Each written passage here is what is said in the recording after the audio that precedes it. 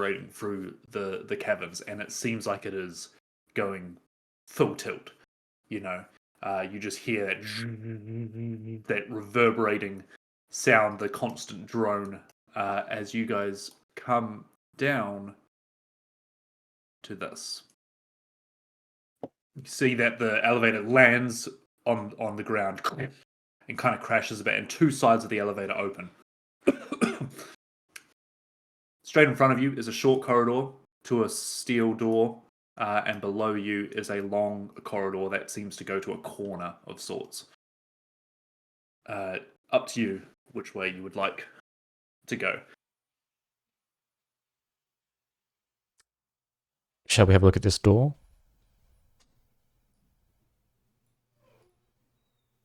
You move forward. The steel door in front of you, you see that it's still attached with some of these hydraulic presses and stuff. It doesn't seem to have any lock of sorts on it. It seems like you could just push it open, and it would go. Can I try and listen through it or anything? Sure. You press your ear up against it, but as you do, like the hum in this chamber, it seems like if you've ever been to a factory or something, even if you're back of house, that drone of constant like zhun, zhun, zhun, zhun, zhun, it's quite loud in here, and you kind of see that even when you like maybe go back to say to Molokov, I'm going to put my ear up against the door, you have to just raise your voice just a little bit for him to hear you. Put your ear against the door, go for a perception check.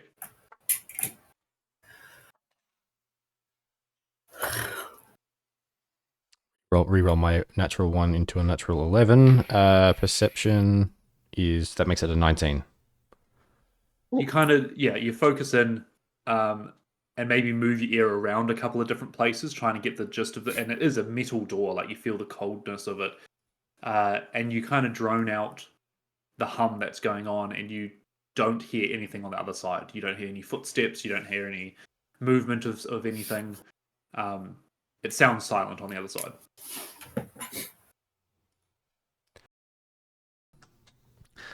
Shall we go through? I mean, we can have a look down the other way as well. Might not hurt to poke our heads around the corner and see what's down there. Ghost, do you want to head over? Yeah, gotcha. As quietly as Ghost can. Yeah. You start heading down the corridor, and even with those instructions from Puck, like I just said before, you got to raise your voice a little bit. And as you kind of try and be sneaky, you realize that even walking normally, you're kind of covered by this hum constantly that's going on. But you look around the corner, and not to a major surprise, you see a door. Where is my reveal tool?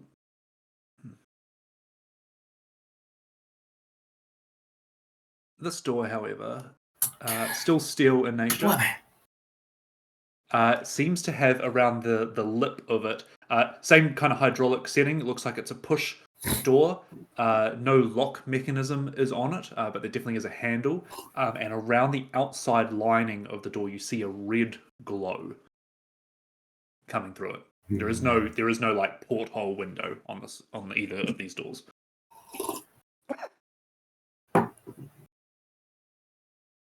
Cool. I'll just report back. That's the one. It's another door. Red glow from behind. Might be the fuel room.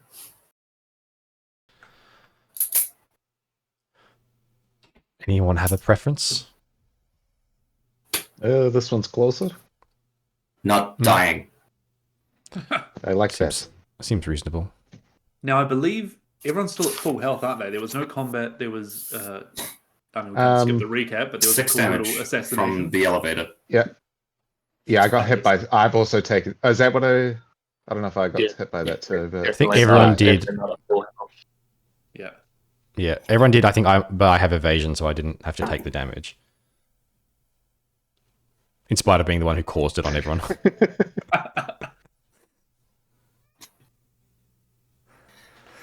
All right. You here? You took like a full face full of that. Right, yeah, I took the full 12.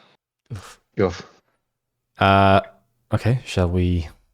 I mean, we're just here to wreck things, right? So yeah. Okay. Mask on. Light up the blade. Yep. Veil down. Just because. Helmet on. All right. Shall we? Hera looks around. Here, Let's go. lights of smoke. Let's go break something, and we'll open the door. I guess. I'll, Push it open. Flatten out the bag of holding and get Envy to come and join Oh, us. sure. Yeah, nice. Good choice. Envy. I just love like all of us like doing like the epic prep thing. Open the door and it's like like just a toilet or. So No, it'll be the nursery, and we'll be like, oh. not quite the nursery, but you push open this door with a little bit of gusto, and as it does, you do hear the hydraulic kind of release, giving you the indication that when you open these doors, it's not going to be a subtle sound. It goes, and the door swings open.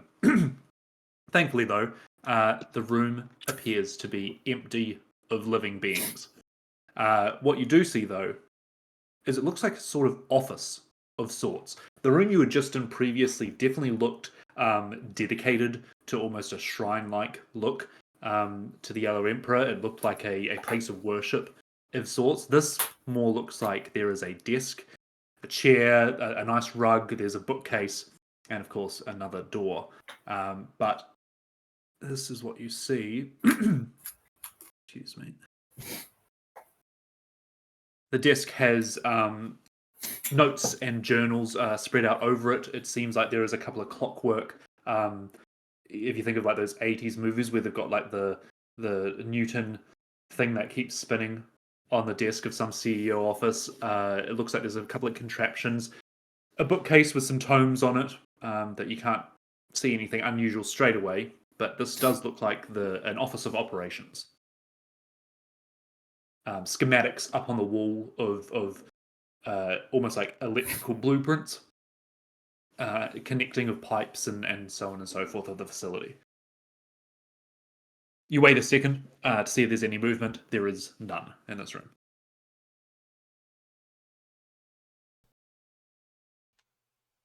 Have a look around, I guess. See if we can learn anything. Sure. Give me an investigation check, please. That's pretty good. 17 per investigation is plus. There we go. Sorry, my brain is not working this morning. That's a 25. Oh, wonderful. So you kind of skim over some of the tomes in the bookcases. They are very much instructional tomes of machinery and piping and such like that. Maybe you might point them out to the artificers, but it definitely is something that seems very mundane and maybe even required for a power plant of this size. What you see, Puck, is on the desk, there is a couple of kind of notes and such spread out along with a journal that looks like it has been definitely put through the paces. As you kind of flip through it, you do find a couple of highlighted pages. It seems to be written in very heavy cursive. You imagine that it belongs to the foreman that you kind of saw above, that you nicely put to an end. And inside the journal, you read the following.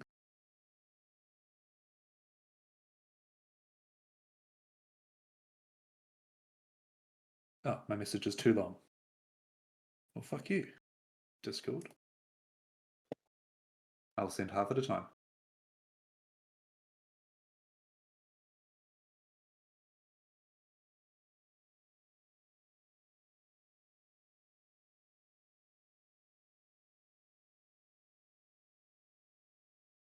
So maybe you each want to read a separate heading themselves. So, Jed, can you read the first one? Yep. Don't trust the air. The gauges will tell you it's 35 degrees, but you'll feel like your skin is about to peel. That ain't the real danger. The real danger is what you can't see. There's a stalker in there. Came in with the last airship shipment. Never left. Can't spot it by eye, so use the vent spindles as your guide. The thing moves against the flow. Stand still, let the hiss settle, and watch for the faintest ripple in the mist. That's your only chance to get around it. Don't swing, just keep to the outer grate. Move slow and it won't bother you. Agitate it and you'll be breathing steam with your lungs on the outside. And Michael, do you want to do the next one?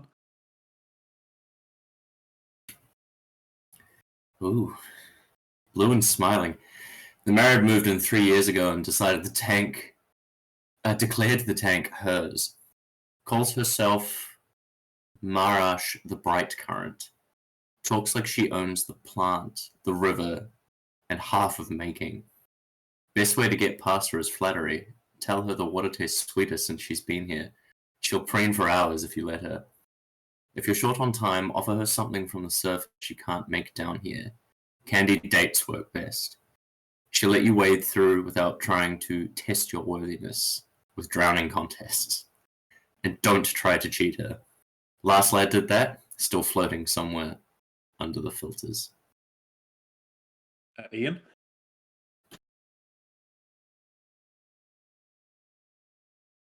The Toll Man. You'll meet him halfway out.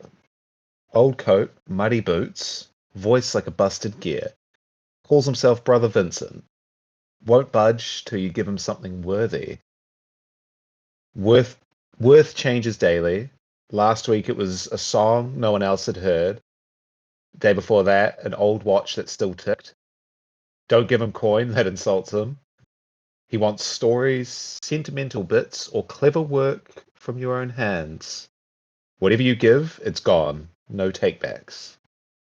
He's harmless if paid, but block his way or refuse the toll, and you'll find yourself on that bridge forever. And Dale?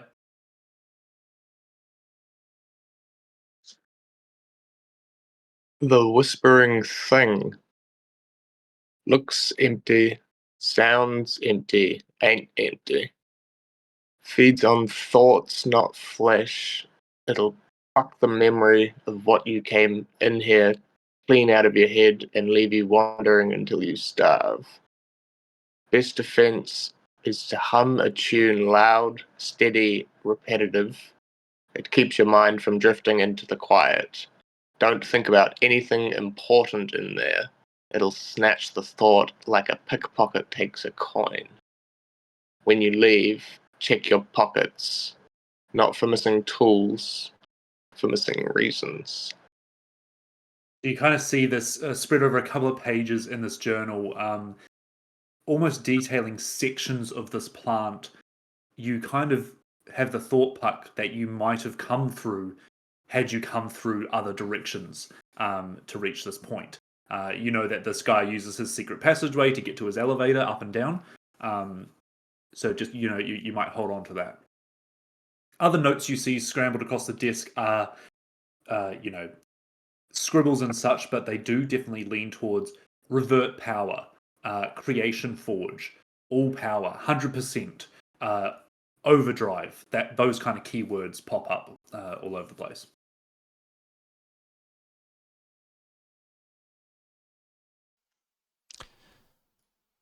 What the hell is Do this we get place? an indication of... good question. What are you going to say?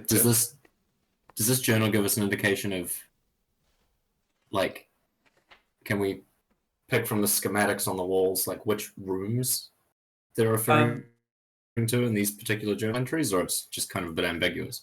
Yeah, give me an intelligence or arcana check, Ghost.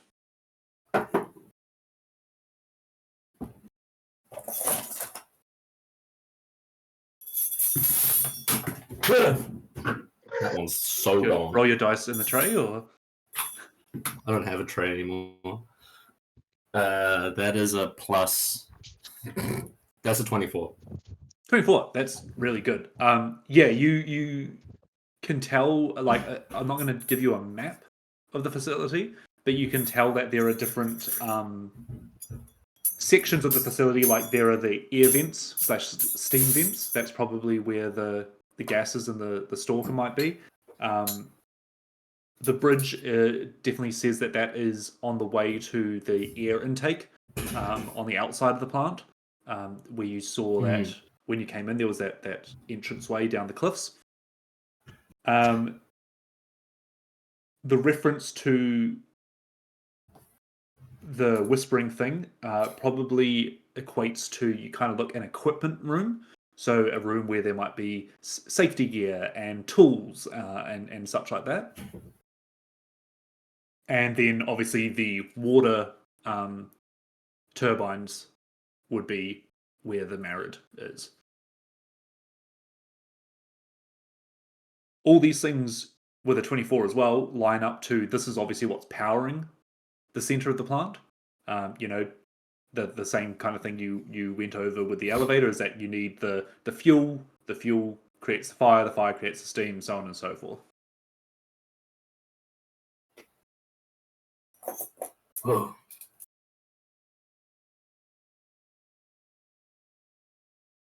To answer that question, confusing. Kind of cool. Ancient. Massive. Must be huge to fit all this in. How much did we skip? That's a good question. I'm not quite sure where we are. Oh, actually. About 9 sessions. Nice. From the schematics, can I kind of, is there an indicator of where this elevator is, or that's just secret? No, it seems like you look for it and you can't see it, indicating that this is either a private or a post-constructed, or like this elevator was not on the plans of this power plant. Gotcha. From what I can deduce, the Tollman's in the air intake, the whispering thing probably in the storage section there, and stoking the steam vents. That's Marid's the turbines. No clue where we are now, but at least know what to look for. Yeah, I guess we bring this with us. Do you want any of these other schematics to help you work out how to break something? I think I got it. All right. Hera, do you want the journal?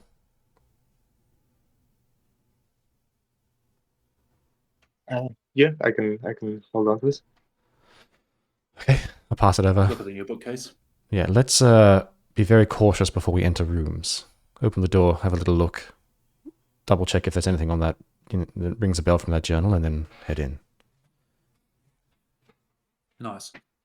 All right. All right. So you go down to that southern door. Are we just pushing it open again? Giving a listen? I guess I'll try and listen, see if I can hear anything, but I'm not confident. You take another listen on this one, and I can tell you that this one is silent on the other side as well for now. Silent as in actually silent, or silent as in just like can't hear anything over the noise? Can't hear anything over the noise, yeah. Yeah, okay, cool. Like those are different things. Yeah, true. And one is very concerning, and one is like, okay, sure. Also, Michael, you look so tanned right now. What the heck? Your white balance went wild there. Is it my glistening forehead that set off my ISO or something? I don't know. You just look like you got a lot of fake tan on. Anyway, that's Maybe fine. It does. To be fair, no natural light, yellow light here that's bouncing off a painting. So a painting of Donald Trump. All right. giving off that much gold. Yeah, okay. Everyone ready? All right. And I'll push the door. Next door, you push it open, and you find ahead of you a corridor.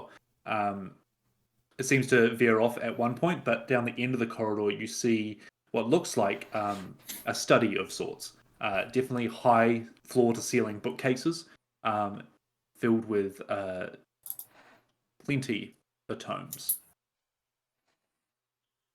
The door around the corner gives off a reddish glow again. This one down here.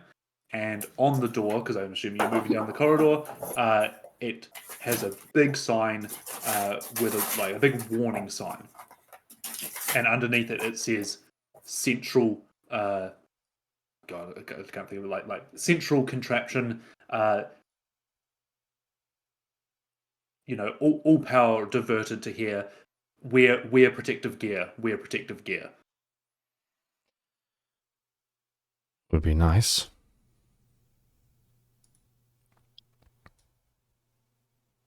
I mean, if this is the central power, that's probably where we want to be, but... The noise is definitely louder behind this door as well. Right. We haven't gone past any protective gear. I guess we just have to chance it. That's at this door here. Yeah, that's correct. And even if you get to like the end of the corridor here, like you can hear from behind that door just like the repeating noise of heavy machinery going on behind it. Shall we check the study first? Good idea. All right, you head down, and much like the office, you see that there are cases lined around here. But sometimes in these cases, there are like bits of the bookshelf where like some nice like little ornaments are. Not so much schematics placed around here, but definitely looks like this is a study kind of area. In the center of the room, though, you do see hanging on maybe one of those kind of little T-pose things is what looks like a metal breasted suit. And it has like almost a hazmat helmet that goes along with it in the center of the room.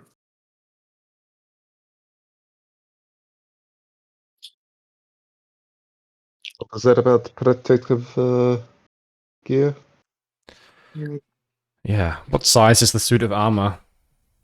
Like it is person sized. But it looks like it is like a breastplate with this helmet thing on it. And I guess Molokov, can you give me an investigation check, please? Sure thing. Oh, 19 on the dice.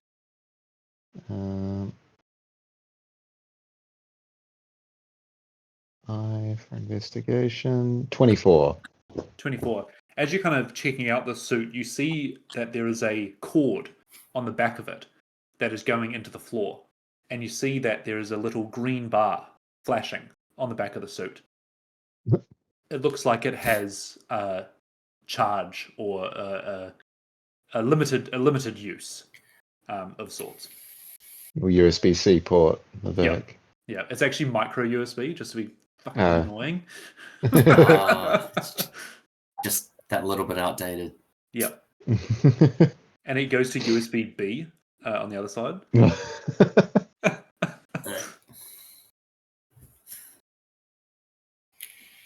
Having a look around the tomes and stuff, I guess, Hera, can you give me a perception check, please? Ooh. Not gonna be good. Perception. That's an 11.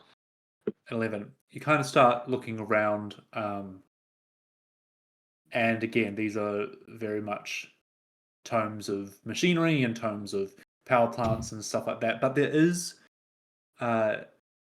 one section where the books seem to differ from the rest. They're not bound in the same leather. They're not kind of the same color of sorts. They almost seem older. Maybe made with like, a flax weave of some sort to create a cover. They seem not even old but ancient. And on the tome, on the spine of these tomes, there's two of them. It is titled Xanthu's Tablets of Mu.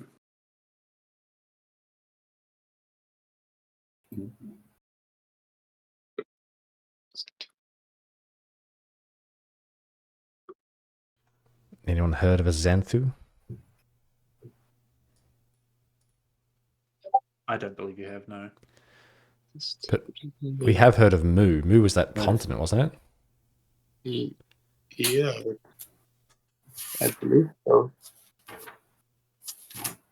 These might also come in handy. I'll grab. Usually, there's 2 books that are like together, sort of thing. Yeah, it's like almost like a part 1, part 2, though it doesn't explicitly say that. Yeah. I will grab both of them. As you pull the tablets, the tomes out, they don't necessarily assume it's a bad thing. You feel that like this casing is almost like a binder folder, and you see that inside there are actually stones that are being stacked inside these things. So the tablets are actually stones that have been carved, that have been stored within this thing. But as you do pull them out, you hear a little ting ting ting ting as something drops to the floor. And it looks like a closed, kind of like silver platinum compass of sorts. A little bit of a chain for those tiny little ball chains that you can hang around your neck. I'll sort of lean down and pick it up and give a little. Molokov, what do you think this is? You have a look at it, put your spectacles on, and if Hera has opened it, it does kind of give that compass feel, but it seems like it's pointing in random directions, almost doesn't even have north, east, south, and west symbols on it. But you can add a portal compass to your inventory. Portal compass.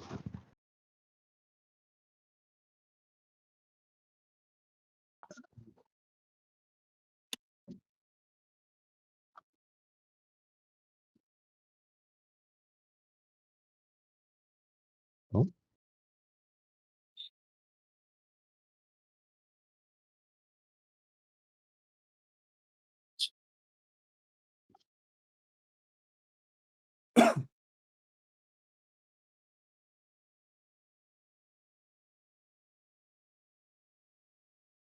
This portable arcane instrument points in the direction of the last portal it passed through. While it and the portal are on the same plane of existence. If it no longer exists, it becomes static until the compass passes through a new portal. But you say it's Having read that now, it then winds it's down static. and becomes it's static. Yeah. Right. Gotcha. There's no hidden portal that I'm not telling you about. I was like, does that mean we're like standing on top of a portal? Are we? No. It kind of maybe like it orientates itself and then goes static.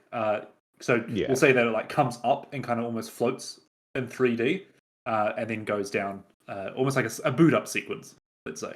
Gotcha. Interesting. It seems to point to the last place it came through from another plane, but doesn't look like that portal exists anymore. Does it have to be from another plane, or is it just any portal? I suppose no. I guess yeah, you're right. Portal. Last portal it passed there. So. Was that going to come in pretty handy if we're dealing with this sort of stuff? It's worth taking. I mean, we don't want to leave it for them. No. Now, who's going to fit in this suit, or are we going to continue down here? I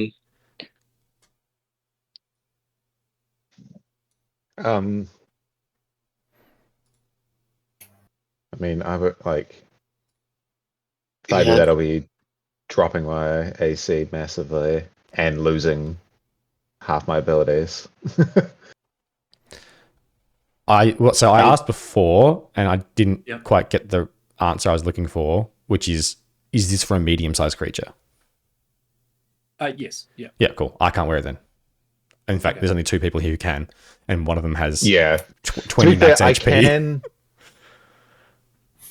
I think I might have to take a short rest, but I think I can turn it into my arcane armor. Right. That's a whole hour though. Oh no, that's an action. Oh wow. As an action, I can Yeah, turn a it's suit of armor I'm wearing into arcane armor, provided I have Ah. smith's tools in hand, which I Okay. do. I think you still do, yeah. boop. Because I think I've just got a normal set of smith's tools. So that's an option. Otherwise, Hera could slap it on.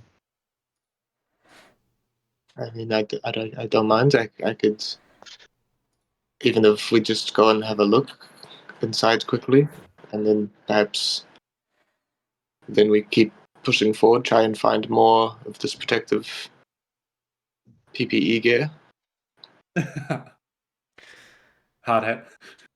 I mean, I'm not confident we'll find more, but we can keep looking around. I don't think anything's Why don't likely we to put out come. the places we can stick together first, and then figure out how we're gonna disable slash hinder their plans. Okay, sure. I feel like whoever opens either of these glowing doors wants to have it on, though. Let's give it a go. I'll start. Like it's an action, but I'll start fucking around for a few minutes, like pulling Okay. things up on my armor, or like just like Yep. It you takes know, time to don and getting doff armor. getting the. Well, it doesn't actually for me. It takes.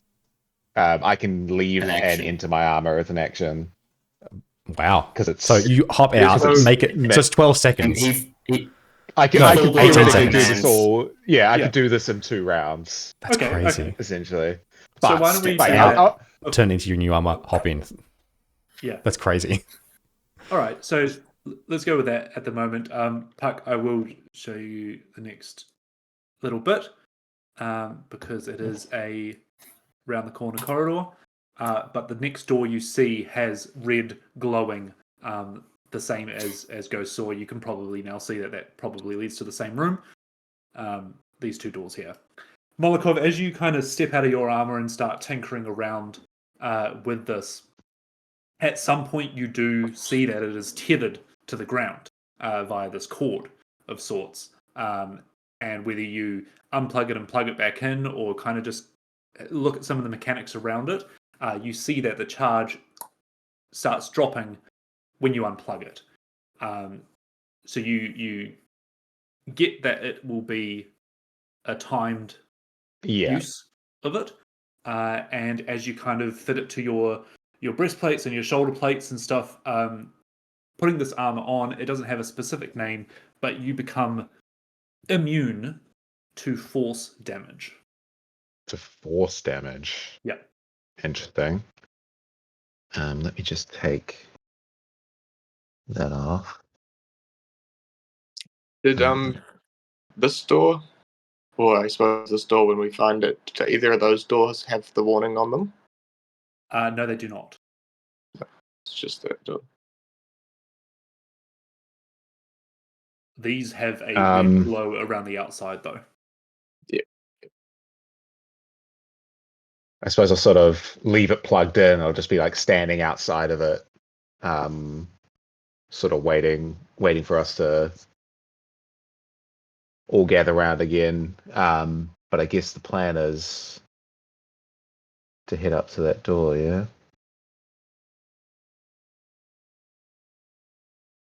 Also, yeah, you've got a couple Or- of options now. So as the party, Ah, yeah, because there is one now south. It's all right, yeah.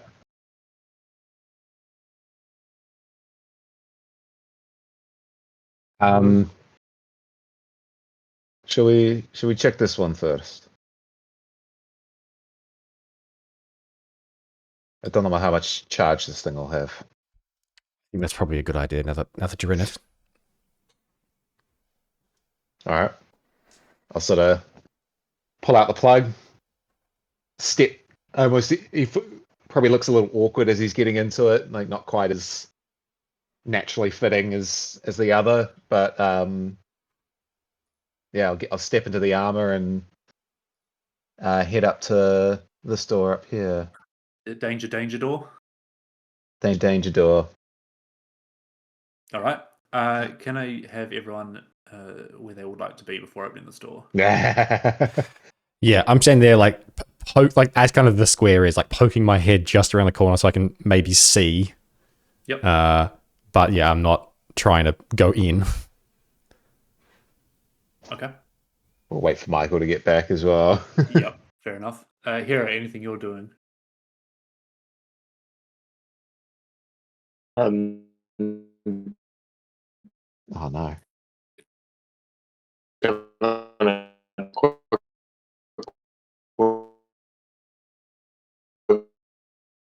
We had faith. We had a good run, to be fair.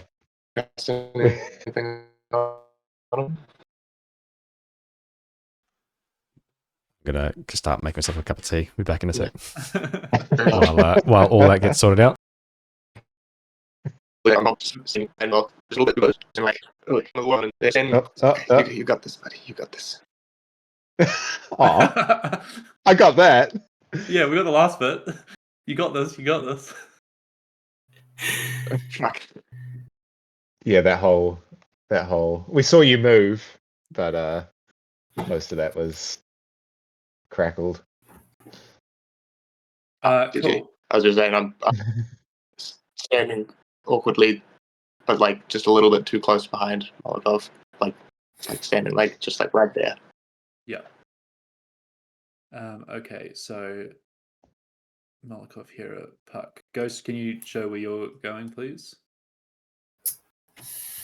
You know what? I'm right behind Puck and half cowering behind Envy's hindquarters. Just looking sure. over. Sure.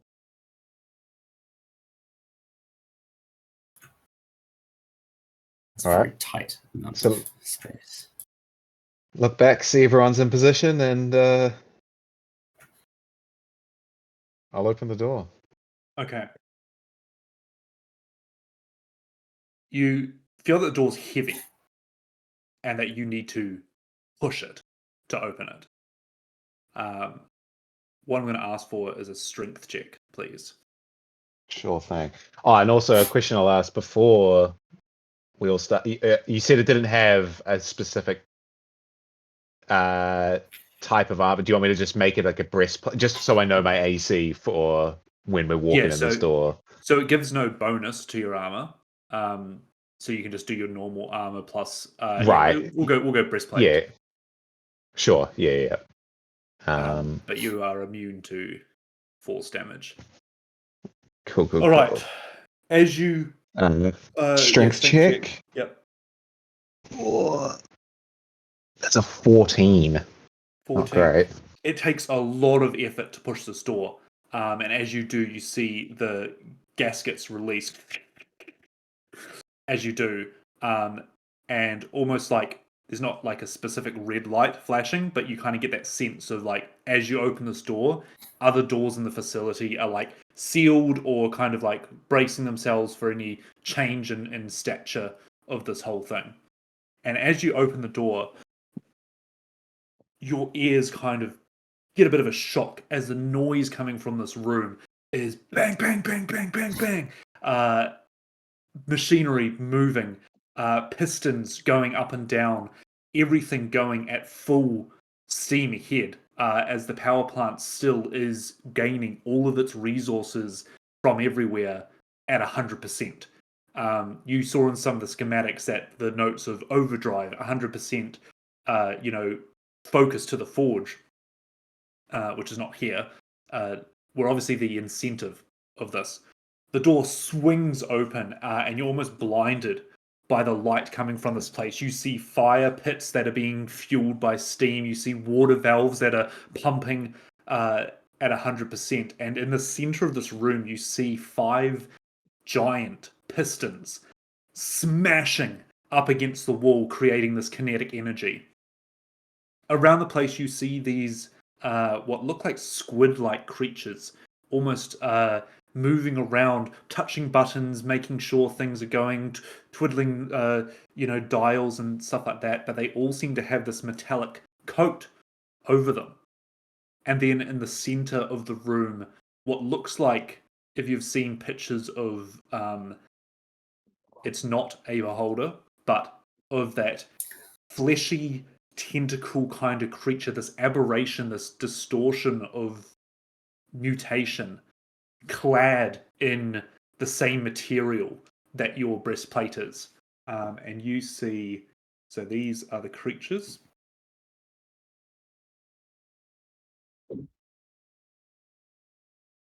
And this is the big boy. And as I reveal the map, I would like everyone to roll initiative. Oh, no. Aw, those guys are so cute. Oh, we so should have turned some fuel down or something first. Not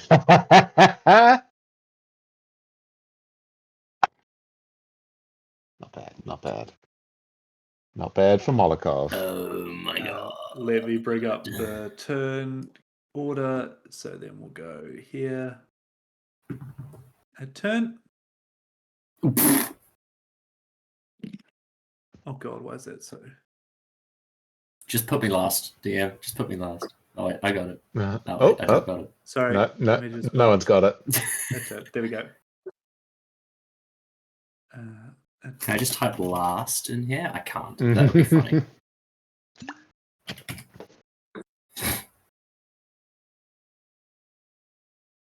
Alrighty. I got the big energy dice out for this way.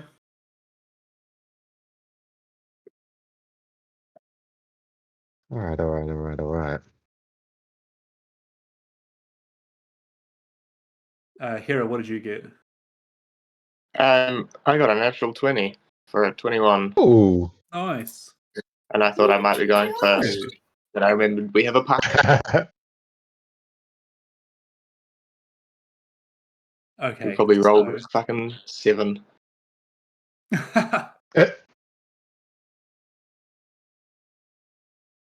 All right. Now, this is going to be quite interesting. The 4 cranes on either side are moving up and down. They're picking things up, moving it, picking things up, moving it. The 2 fire forges on each side are burning with that coal-like energy. You know, they are obviously fueling something. Above them on each side is a control panel. So here and here are 2 control panels. Sorry, can And I get then- that again? So here's the fire pits, Yep. and then above it is the control panel. And it is Gotcha. mirrored on the other side as well. And then at the top of the map, it looks like everything is feeding into a gauge that is like right on the piston. These pistons in the middle are smashing outwards. So like the one right in front of you isn't, but then the next one smashes into the wall and gives off a bunch of kinetic energy. The next one coming up at 11 o'clock goes, 2 o'clock goes, 4 o'clock goes, so on and so forth. Now, as this is going at full tilt, they will rotate at the end of everyone's turn. So Puck, you are up first. What would you like to do? Yeah, sorry about that, Hera. I'm very sorry. I missed some of the description. So these, what are these things? Where are The you pointing? little blue guys. They are kind of like squid-like creatures, clad in this like kind of metal sheen. It looks like protection from the heat that is coming out from this place. Right. But they look like kind of they're twisting dials, they're maintaining things, and as soon as this door's open, everyone kind of like turns to you. So you're in attention, and there's kind of like warning alarms around the place. Whoop whoop, boop, boop, boop, everything's running at full steam. Yep. And so this gap between these things, that's not anything. That's just art. Yep. So that's on the floor. That's just great. Yeah, There are cool. stairs here Yeah. and here up to that plate. And then there are stairs here and here up to the main floor.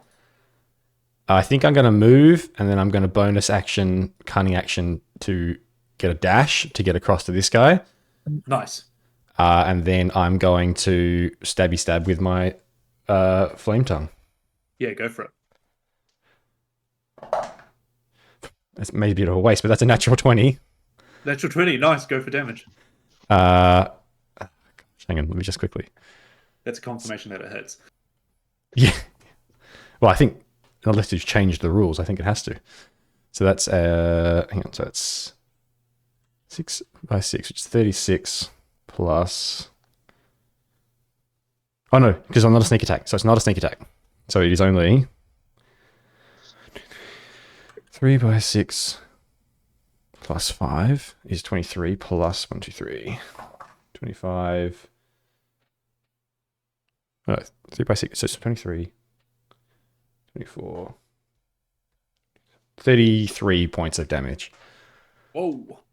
33 points of damage. As your flame tongue cuts through, like. Oh, sorry. You said they're protected from heat. Are they? Does that matter? No. Okay. No, it's cool, just cool, like cool. Yeah. they're not robots. They are squid-like mutant creatures that have put on metal cladding.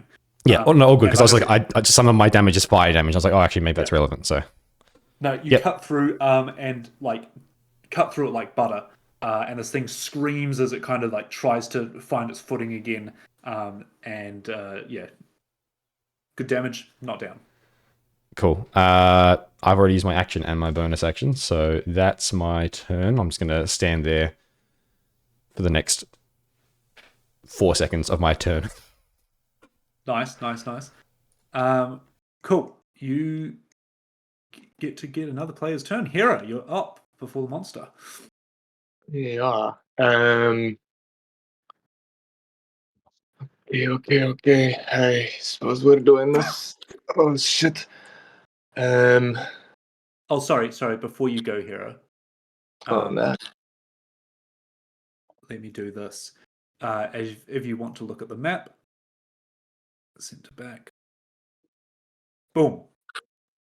The first piston smacks into over here, and an array of force energy hits out. The cranes move, shuffling things across, moving the battlefield that little bit at a time. Now you can go here. Okay. So there's not a also- shockwave of force damage.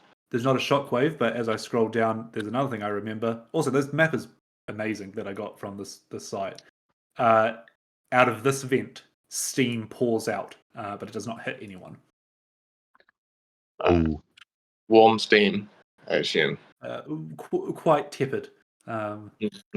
Lukewarm. Lukewarm. Cool.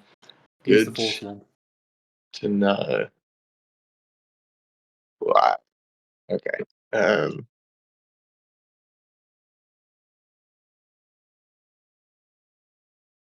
I am going to. Yes, I think I want to try and do a little bit of that. So, oops. I will.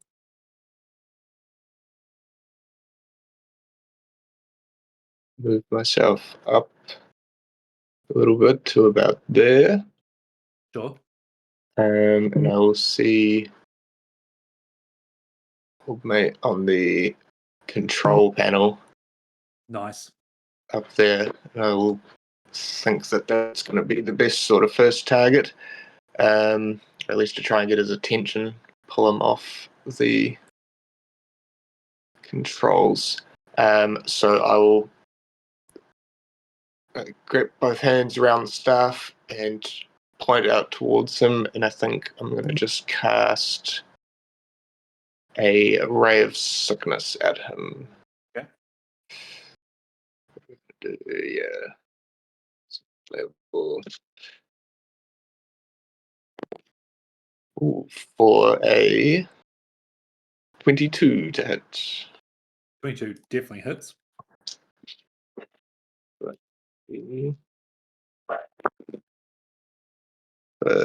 13 poison damage, I believe. Yeah, Nice. 13 poison damage. See the ray hit it, and it kind of like squeals around, like where's this coming from, kind of thing. And yeah, takes hands off controls. Doesn't seem to affect anything straight away. It's almost like this control panel could probably aid rather than it needs to be constantly on. Right. If that makes sense. Yeah, gotcha.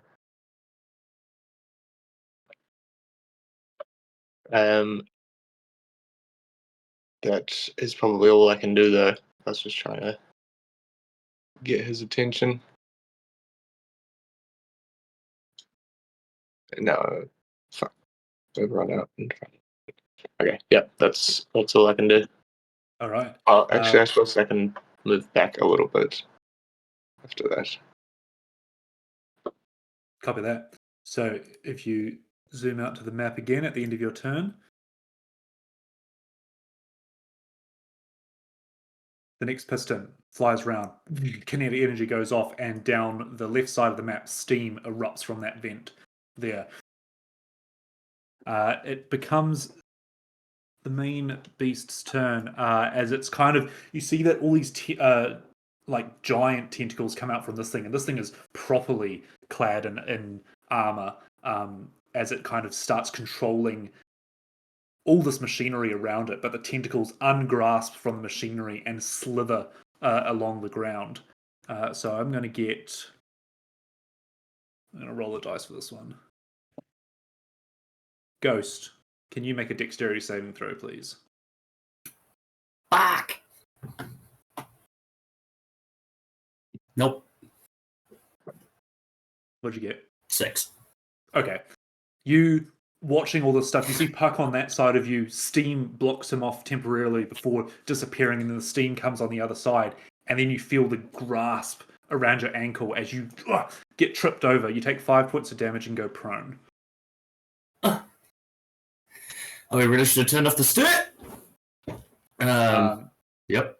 And that becomes the end of his turn for the moment, as the map goes again.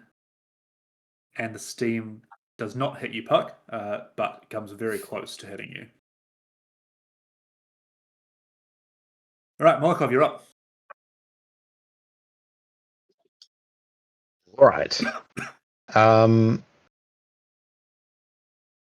So is he like planted in the ground? Does he look mobile?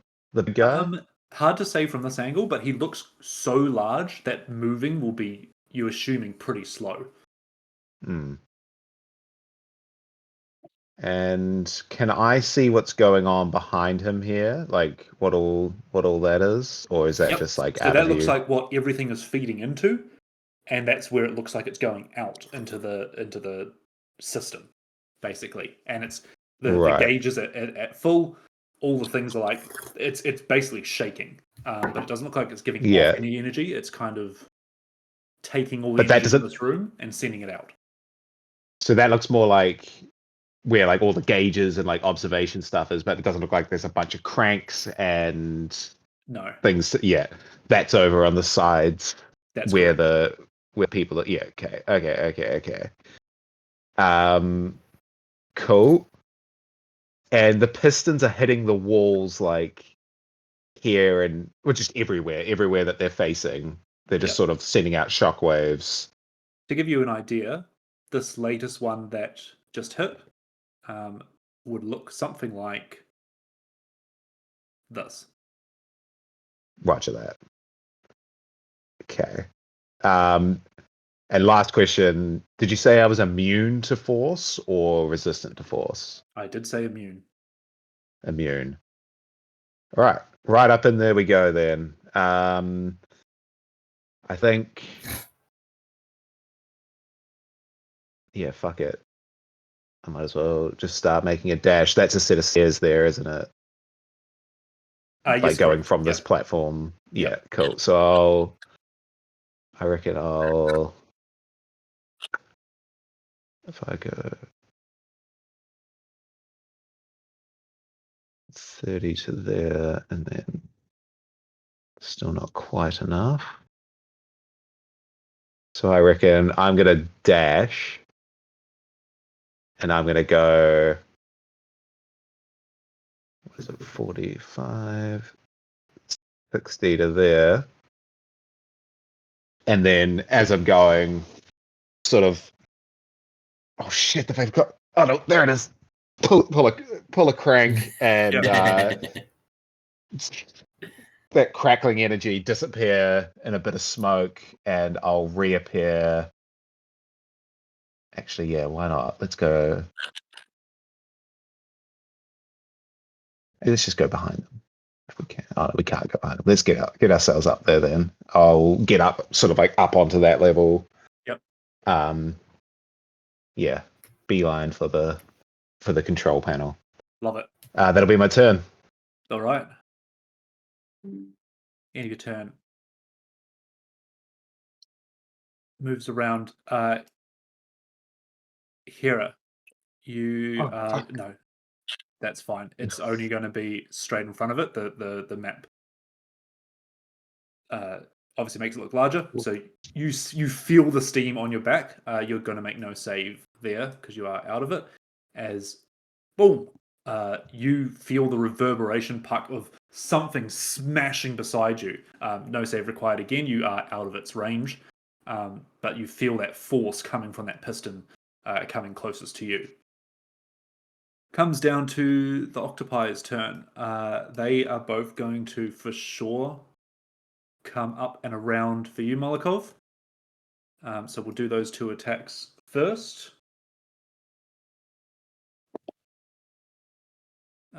We are plus... so I have a 22 and a natural 1. Yep, the 22 will hit. 22 will hit. That'll be 8 points of damage, bludgeoning. Okay. And then what we'll do is we'll go for the attack on Puck, which is a 14. Miss. Tries to hit you with some tentacles, misses, and then the others are going to start moving forwards. So let's go 30 feet there. We're going to come 30 feet there and 30 feet there. As they all start slithering along the ground, the map will do a move, and then Ghost, you're up.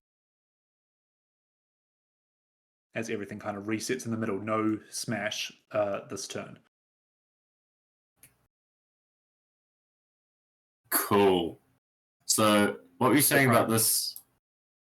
Yep. This piston here, this one doesn't seem to go?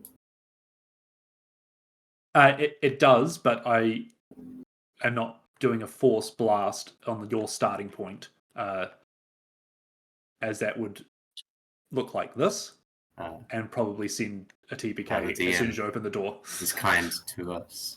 No, it's basically like them resetting, and you then see like a surge go out from that main thing up the top. So they've gone boom, boom, boom, boom, boom, boom, surge, boom, boom, boom, boom, boom, surge. I also imagine, like, in the design or something like that, they wouldn't design something to smash into the front door. Correct. Like... Oh, cool. Good. Yeah, I'm gonna stand the fuck up. Oh god. Okay.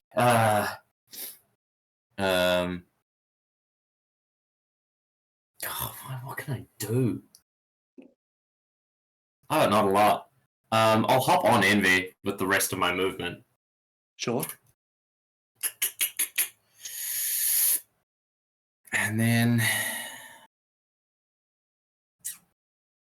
think that's probably the best option for now.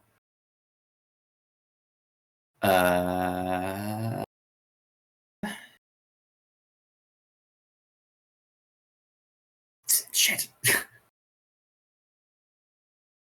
Chat. Just yell profanity. Right. Yeah. Yeah, for sure. Oh, God, Hera, Puck, me.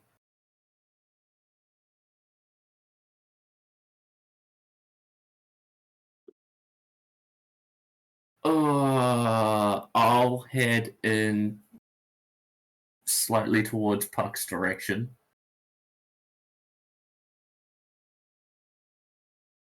And I think the smartest thing for me to do right now is to smash a face on the cube of force. Oh,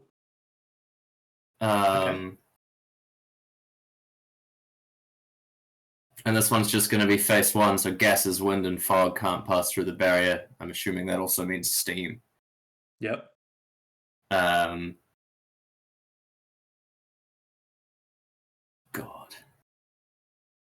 Yeah, unfortunately, I'm a bit too far away from everything and not exactly specs to do all too much.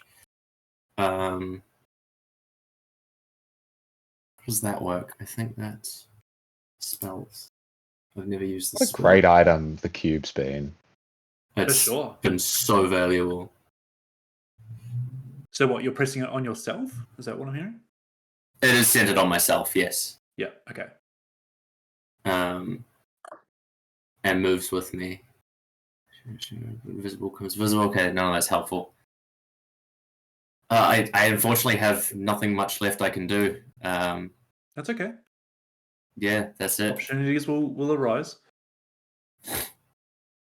Cool. So Cube of Force, what are you stopping going through it, sorry? It's I just had it. It's right here. Click. Gases, winds, fogs can't pass through the barrier. Yes. So as the map changes to this, you see the steam go round you.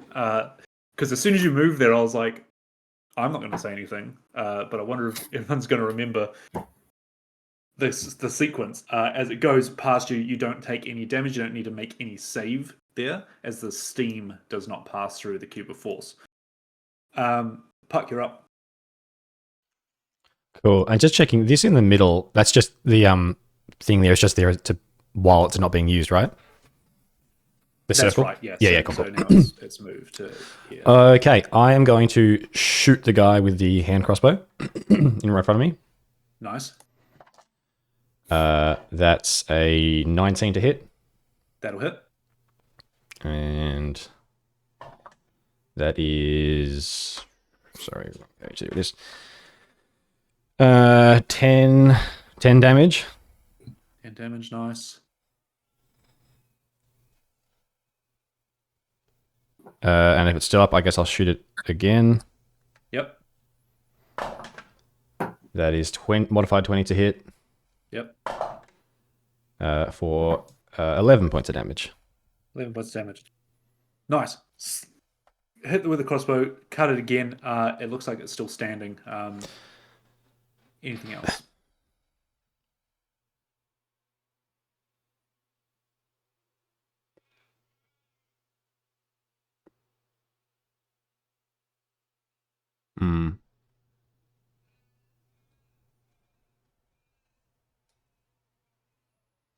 Okay, that's my turn. All right. Looks hurt as well, if that changes anything. Gotcha. Matt moves again. Hera, you're up.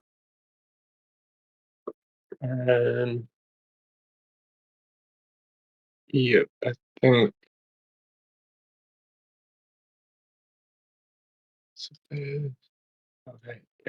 Okay. I'm going to run. Yep.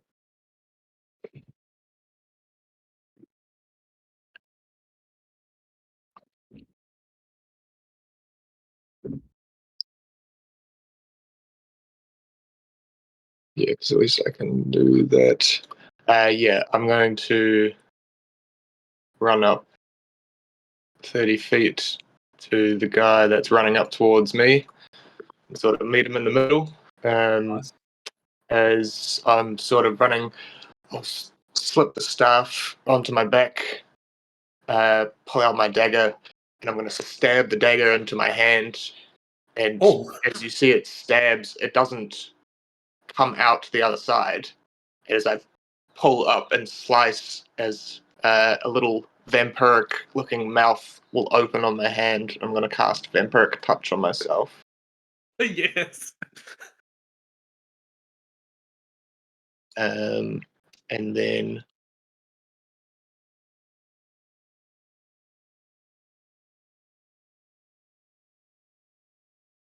I suppose it's an action to cast a spell, so I can't swing at him, can I? I'm That's part of pretty the- that's sure part of the Vampiric spell. Touch is part of. Yeah, you can make an attack as part of It- casting you- a spell. Right. You're making an Yeah. attack. Yeah. Okay. Okay, sweet. In that case, I will take a swing at him, and I'll just sort of slap the hand onto him somewhere as it sort of bites down. So it's just an normal spell. For a 19. Yep, that'll hit. Go for damage.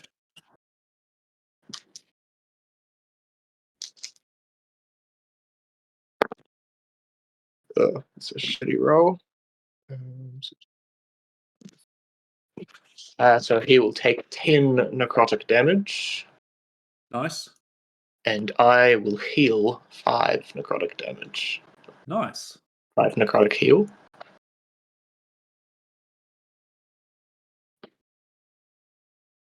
Yeah, cool. As that mouth on your hand grabs into it and you kind of get the life essence out of this creature, you almost feel that little bit of power coming from taking the life from something as you heal up your wounds a little bit. Yep. But I'll sort of pull the hand back and just sort of get into a ready stance and hope that I've made the right decision by running into combat. But here we are. Absolutely. Cool. Map will move. Boom. Puck, you're still fine there. As this comes here. And then we go for Big Boy's turn. Again, lumbering and hulking around. It kind of just moves slowly, observing everything that's happening here. And another one of these tentacles slithers along the ground. And Molokov, I'm going to get you to make a dex save, please. As my reaction, he sort of pulls his shield in as well. Give himself a little bonus. 13 plus 1 plus 3. So 17. 17. This thing grabs onto your ankle and you smash the shield down onto it and it withers back and goes away. This isn't a strong attack. It's more to get control over the field. So you take no damage and you don't go prone. Thank God for that. I want to be able to move. This is true. Cool. That's all it's going to do. Again, as we go to the map. Go here. Hera, you are fine from that steam there. Puck, you hear that smash behind you, and we go to Molokov's turn. It's a little bit warm in here. Oh, yes. All right. Thank you, Reese. This is awesome. Yeah, this is fucking cool. Okay, so I'll try and find the... I really want. I think I want to do this. And I think I have to move that way if I'm going to do it. So I'll take a step here, and then I'll take a step, sort of like almost trying to fake them both. I'll take a step round here. Nice. Oh, yeah. I was going to just say the link in the Discord is the video of the map going full time. Yo. Which is quite like that's what I imagined this is happening because it's still going at full power. But yeah, so you step around the back of them, which is stepping out of combat. Yeah. With one of them, so they will take a swing at you using their reaction for a 17. That miss. Cool. Bounces off the shield, and then sort of as he does that, almost just doing like a half turn towards them, is just going to slam his fist into the ground, and there's just shockwave of his own goes out from him. I'll cast Thunderwave. Nice. So they both have to make Con saves. We've got, funny enough, an 11 and a 12. They will both fail. So they are move. Well, sorry. They are both pushed away 10 feet from me. And they both take. Oh, that's a d10.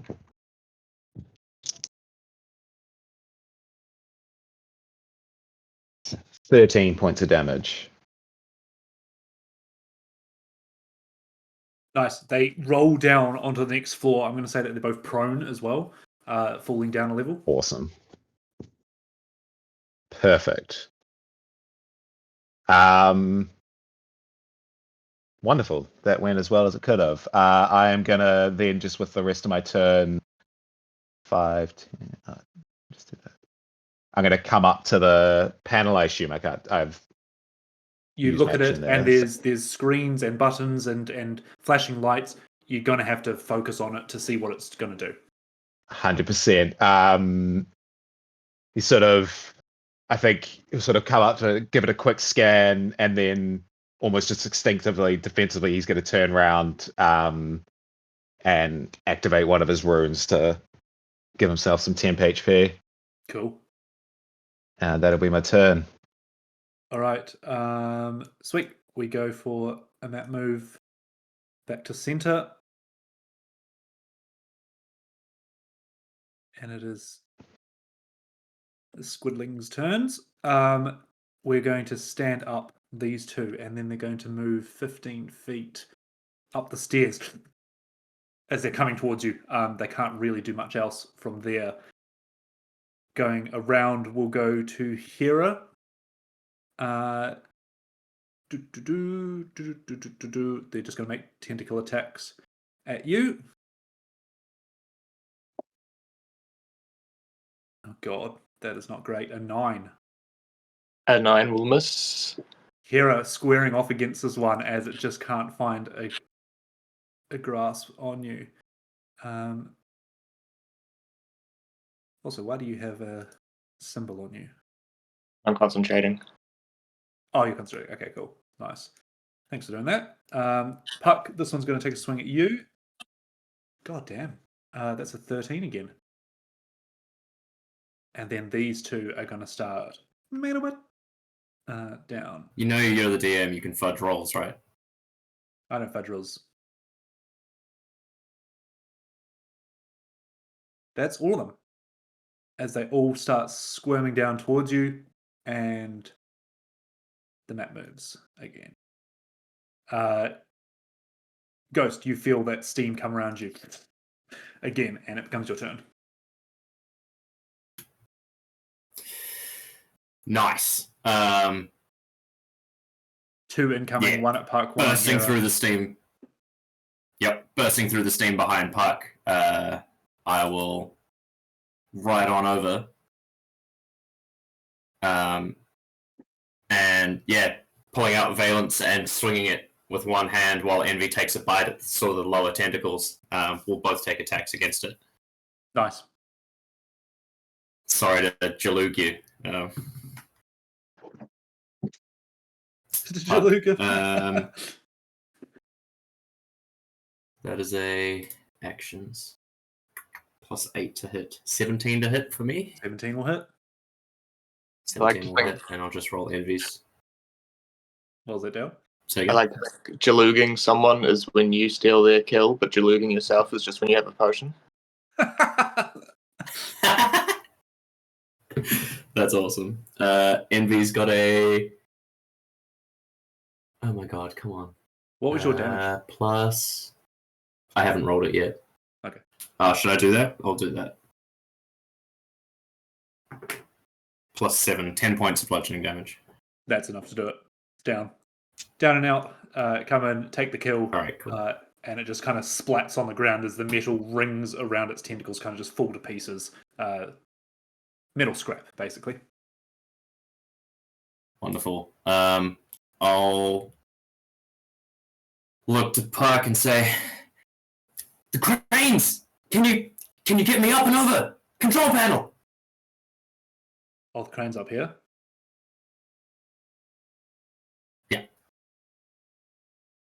And that's about the extent of my turn. I'll slide off Envy and stand next to Puck. Okay. Anything else? Unfortunately, that was action.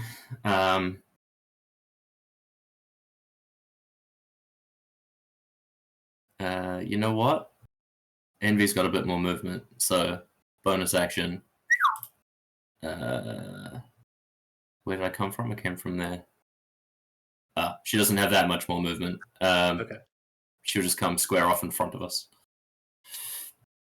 All right. So, map. Hold an attack moves. action, I guess. Everyone is safe from force and fire. And we come to Puck. I will very much like Luke and Leia in A New Hope. I'm going to grab onto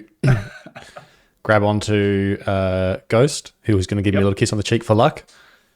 And then I will shoot the grappling hook and we'll zip up there. Yeah, awesome. Go for your attack roll. Because the thing is moving. Yeah, it's an 18. Yeah, cool. Swings around, does the little loop-de-loop around it, and pulls both of you up there. That's not going to include Envy, unfortunately, but you both land directly under that crane. Or, question, do you want to stay attached to this crane? You have seen it moving up and down. So my question is, do you want to go onto the crane or drop off under the crane? My intention was to be able to be on top and stand on it. Okay, sweet. So you both get... You can always climb down easier than you can climb up. Off the crane. I'll say it's about 20 feet up.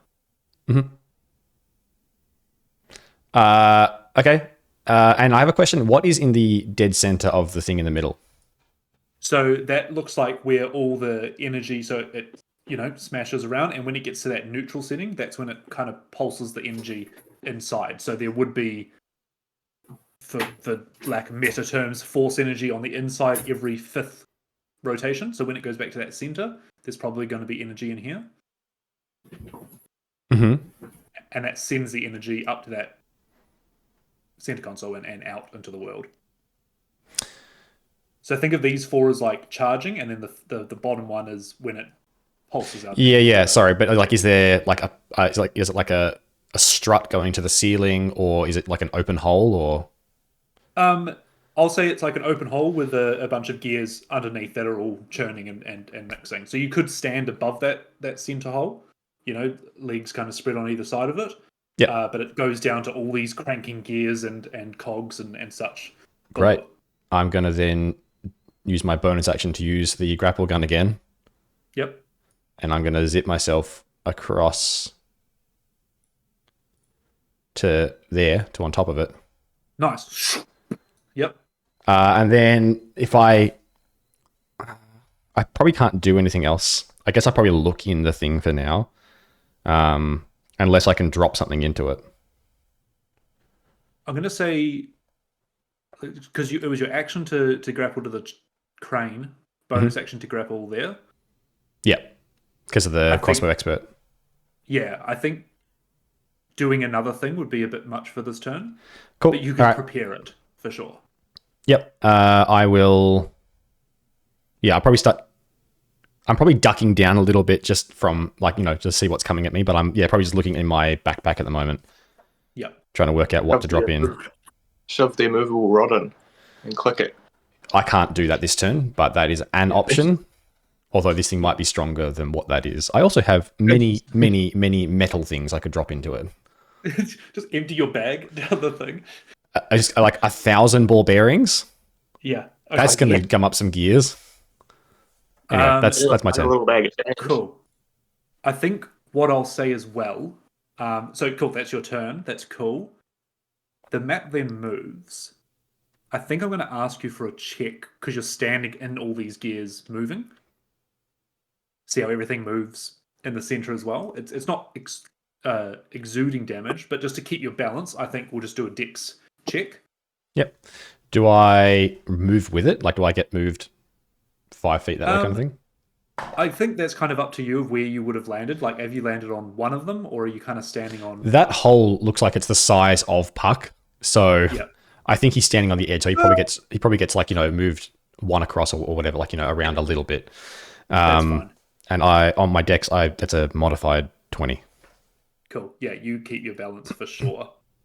But that brings us to Hera. Your turn, squaring off against a squid. Yes. Do you want to check from me as well, DM? Because that crane would have just moved me 15 feet.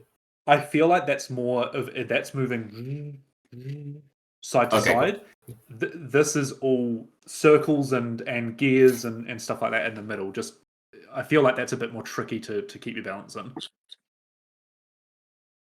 It's also moving every 6 seconds, going bang, bang, bang, bang, Whereas the crane is a lot more smoother of just going backwards and forwards.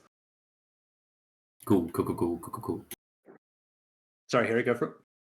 That's good. I would just take another swing at him, trying to almost probably grabbing at the tentacles, something like that. Ooh. That's only going to be a 14. 14 does not hit, no. That's unfortunate. Don't really want to risk the opportunity attack.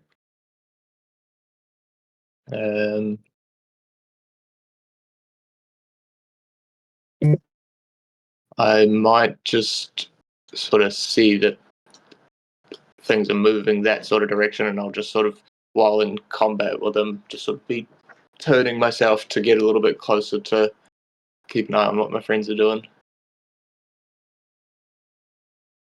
Sure. That's all I'll do. All right. We will get another dex check from you, Puck, as it moves again.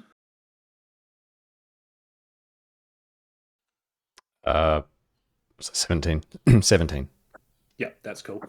You keep your balance as it moves around again. As you kind of find yourself rotating around this thing, now you check as this lumbering monster comes up, and you see that these tentacles that have been kind of spreading around the facility, you see two kind of arms come up, and they have on top of them pincers that are not clad in metal. They're actually like lobster, kind of crustacean-like, and they fly towards you as it's going to make some claw attacks, or pincer attacks, sorry.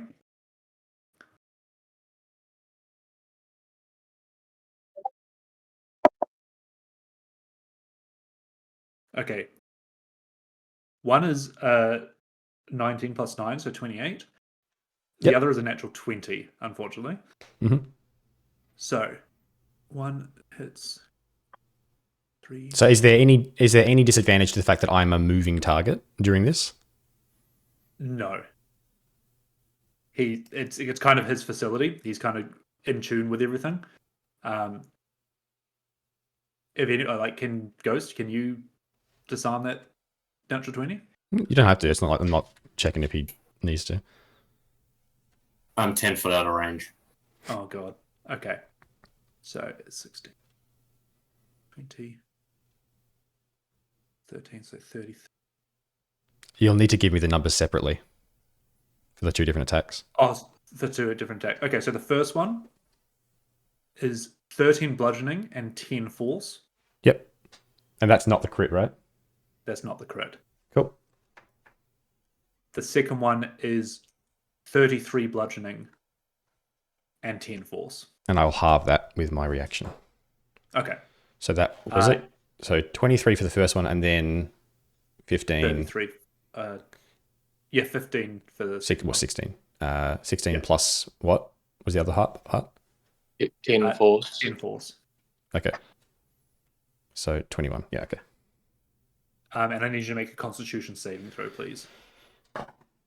That's pretty good. A Constitution, that's an 18.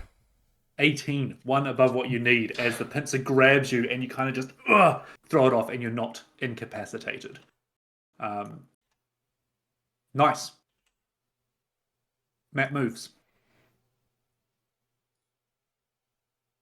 as everything centers and the force in the middle. Oh, Puck, you're really getting a ring of it, aren't you? I need you to make another Constitution save as all the energy kind of sums up in the middle here. That's a 16. 16 is enough. Like you definitely feel it, like almost shift your organs on the inside as all this natural energy passes through. But you don't take. Oh, sorry, is it don't? Or sorry, you take half damage at 5 points of damage, which you then can. No, I do can't. More, can't you? Because you. No. I only get. It's my reaction to do it. Oh, sure. So, boom, boom, boom, boom, boom. This pincer thing, this monster's starting to come to life. That just went. So, Molokov, you're right. DM. Yeah. Oh, sorry. As a reaction, as this crane's moving away from the place I want to be, can I leap off this crane? You can.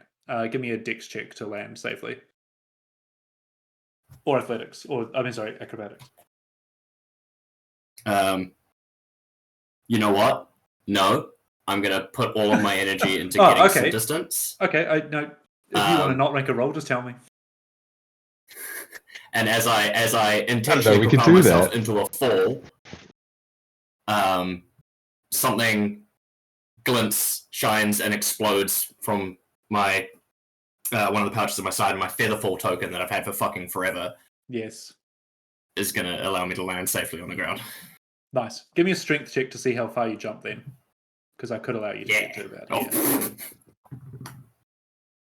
about 6. Yeah, okay. So I was going to say you land about here, but you land safely. All right, Molokov. That's all. Now we're rolling. Well, I'm here. I was like, you know, you gotta just get to the control panel and we'll figure it out from there. So yep. I think I'll try and figure it out. Arcana check. I'll turn back to the panel. Arcana? Yep. Okay. I get to add a D4. What does it say? 2, 14.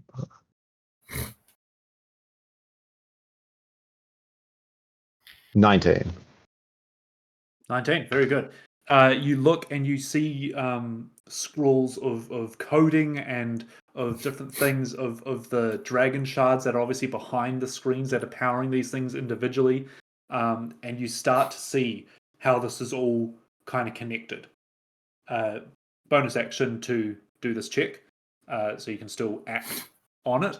As you kind of focus in, and you see that there are options on the screen. And it seems like it's for this half of the facility. The options are slow. And you kind of read it. This, again, is a glimpse of a description. Slow the pistons will increase their force. So they'll be going slow, but they'll be going boom. Okay? Fuel, which is looks like the fire on either side, which you kind of haven't really interacted with. You're not sure what that would do. And steam, which is what is happening down the bottom with the vents. To close vents is basically what it says. Right. Because if I fuel it, does that just? Am I going to try and overload it? Do we get to the other side and we fuel them both and we try and make it go boom? But then we got to communicate to everyone to get out really fast, and there's a really big map. Or do I fucking?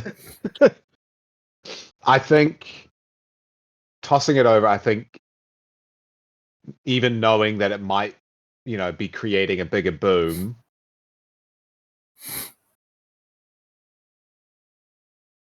Fucking, there's still 2 guys running at him. I think he sort of glances back at the 2 running at him, and he's just like, shit. Sorry if this hurts, Puck. And I will pull the activate whatever it was to activate. I think it is to activate to slow this down Sure. a little bit. Let's say a button and a lever, and then you twist something, and you just hear the whole facility and start creaking on one side. It's almost like the facility is slowing for too much power that's going through it. And you feel the roof start to like as the cogs will turn every second turn now.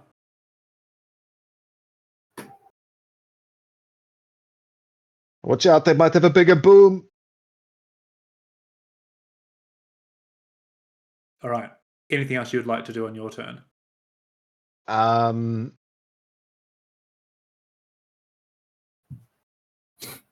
think. Oh fuck! Probably.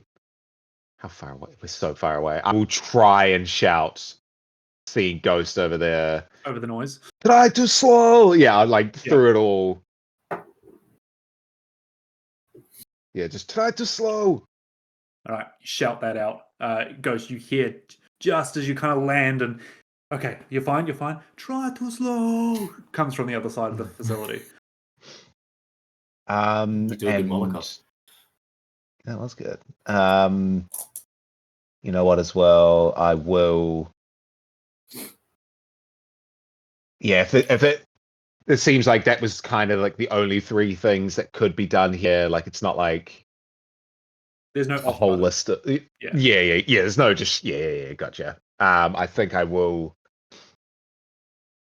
Might still deal with the furnace, but I'm not too far from it there. Yeah, I'll run back up to meet these guys. Nice. Meet them in combat. That'll be my turn. All right. As you end your turn, you kind of meeting these guys. You're waiting for that boom, but it hasn't come yet because this is now going to happen every second turn. As they come back and start to swing at you, both of them are going to use Whirlwind of Tentacles. So I need you to make I always go to read the DC out loud. A strength saving throw. Strength saving throw. Yep. Twice, I assume. That's twice. Yep. A natural 20. Nice. And an 8 plus 4, 12. 12. So as the first. Oh wait, saving throw. Hang on, I think. Oh, Saving actually, throw? I don't know.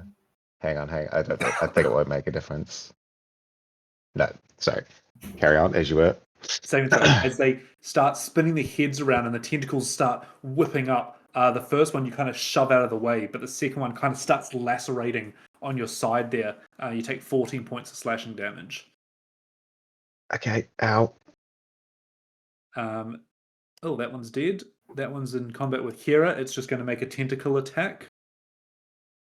14. 14 is my AC. Yep. Nice. 6. So that is 4 points of slashing damage.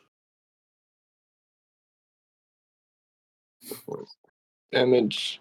And is it a con save for concentration? Yes. Con save.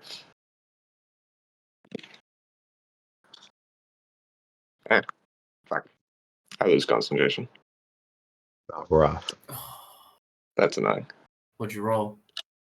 6 plus 1. Ah. All right, that's all good.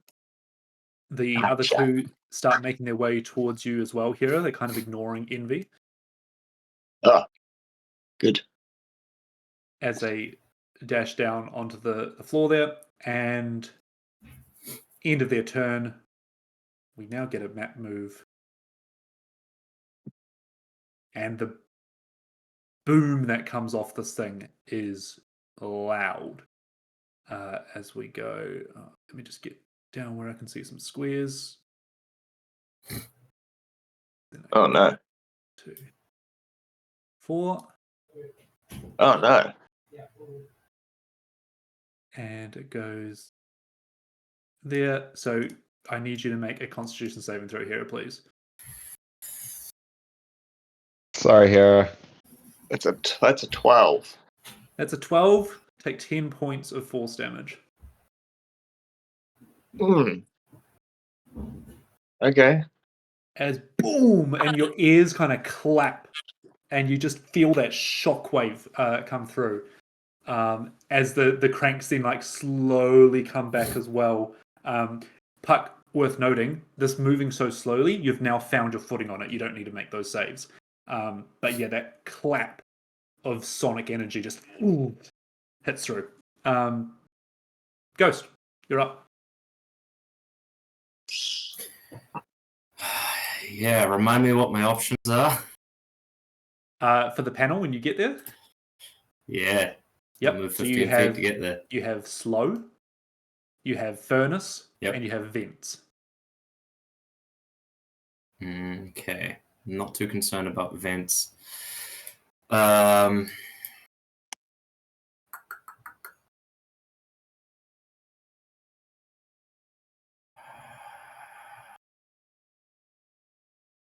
Good lord. That's a lot of big boom. I racked my brain myself. I suppose I would have had to make a check to decode this panel anyway. Do you want me to do that? I think it's fine with Molokov yelling that out, and it's a bonus action anyway. Yeah. You can give me an arcade. It's not going to give you any more options, let me tell you that. No, I just want to cast my mind back to the schematics I saw and try and put together whether if I turn down furnace, that's going to decrease the energy of the system. Yeah, it looks like the option is just furnace. It doesn't say what way it's going to go. Option is just furnace. If you cast your mind back to the schematics, it looks like the map might have been moving slower and less harmful had things been turned off beforehand. Grand. And that's not a punishment as players. It's kind of just like you took the fast way, therefore things are a bit more hectic here because you're not down hit points from the dungeon. Yep. I think I'll take this first. Oh, it's gonna make it so big. I'll take this first one to take a risk and turn down furnace. Turn down furnace. Yeah. All right. So what happens is you move the dials round, turn it down, and you see both of these furnaces kind of dull in energy. And you see both of them dull in energy on either side. As they dull, you feel that, when you look at something that's hot and those heat waves that are next to it are just shimmering the air, showing that the heat is still there, almost potential energy. As you see that flame go down, go down, go down, and you see that furnace button start to flash. So this light here, can't physically do it, starts to dim, dim, dim, and the light starts to flash, flash, flash, and now the only button you can press is that furnace button again. If you could put two and two together, you imagine that it would put out a lot of energy from those furnaces. Oh. Okay. That's frustrating. That's cool. I believe that's my action and bonus action. All right, Envy? I'll yell back towards Molokov. Not furnace! Not furnace! As Molotov, you see your furnace button flashing as well.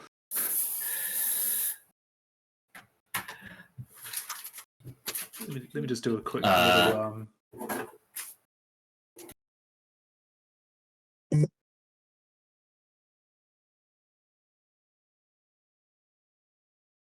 What are the... can we do... fix?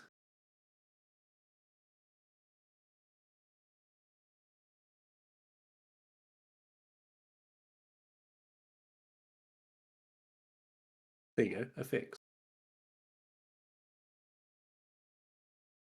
All right, whose turn is it next? Puck, because there's no movement in this one. It's your turn. I have one little last Oh, bit. Envy? Envy Envy? can still move on her own. I can't command her, so the only thing she does is take the dodge action, but she's in full sprint towards Hera. Sure. As she moves through that steam, I need a dexterity save. Cool. And she'll also take an opportunity attack from one of them. Cool. Failed the dex save. I mean, it's a 11.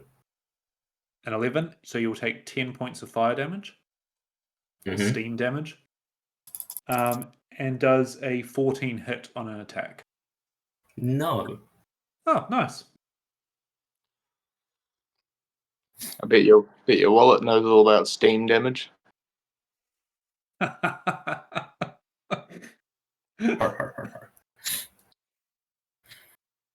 That is all. Yeah.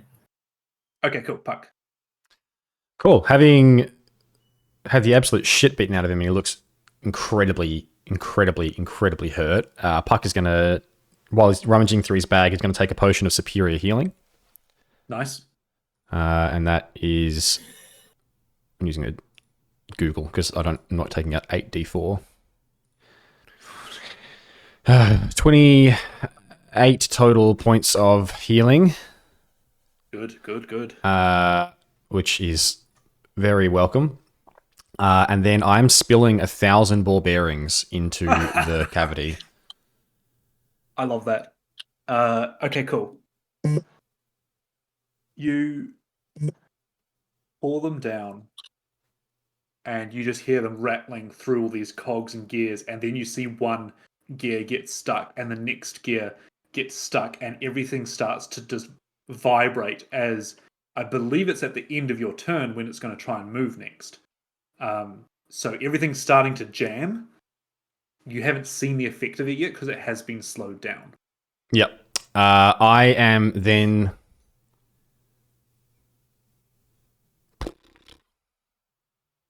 Yeah, I'm then going to use my movement to run down here, like to the end of this one. And then I'll use my my action to grapple out over this way. Nice. You send the hook out, go for that attack roll to get your hook attached. Yep. 21. 21. Attaches and zips you up to the top of that crane up there. I'm probably actually going to zing past the crane. Okay. And I want to try and land on top of the whatever is there, that barrel kind of thing. Sure. You swing past and land up on this barrel here. Not too sure what it contains, but go on. Yep, I have another 5 feet of movement. I would like to get myself sort of nestled in with the cables that are there. Yep. You are taking all precautions for this thing to... If he tries to clamp me, he should, my hope is that he will also hit, pieces of the infrastructure. Yeah, cool. So yeah, I'm getting myself tucked away and nursing and licking my wounds because I was like a couple of hit points away from knocked out. Ooh, not good. All right. As you zip away, you hear this thing behind you. Even though it's slowed, you hear that metal on metal grinding sound, and everyone kind of almost instinctively covers their ears as the next piston goes to move, and you just hear clonk, like a gear dropping out of a car when you try and change it. And then you hear boom as it smashes into the wall and dislodges itself down. And the main creature is going to have to make a save, which it does not, taking 30 points of fire damage. I did think earlier that this is almost like, are you trying to set us up to do whatever it's like the Grim fight in Baldur's Gate, where you have to get the pistons to hit the thing that moves to whoever attacked it last? Do you know what I mean? Ian knows what I mean. What fight was that? In Baldur's Gate, it's pretty early on. We never did Grimforge in our playthrough. Okay. I think we almost like got just next to where we do it, and like I can't even remember what, but something pulled us off, and I just think we never went back to it. I think we Gotcha. had the mithril, we were ready to do it, but we just Yeah. we just never did. Yeah. Yeah, you see this creature take damage as piston parts fly out, and this one here is now broken. So if I can draw. Oh, that's another circle.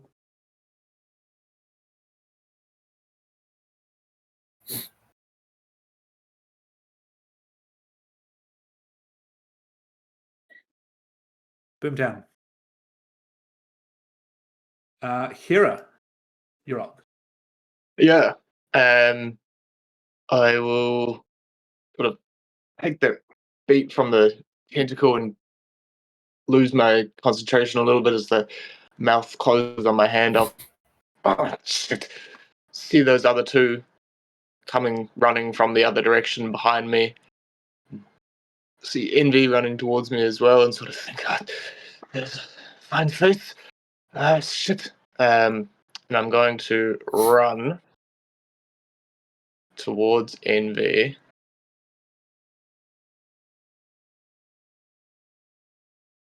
Over to there. You feel a tentacle whip out and try and attack. Yep. 18. Yeah, that will. No, yes, I want to save my reaction. Yep, 18. It's 10 points of slashing damage.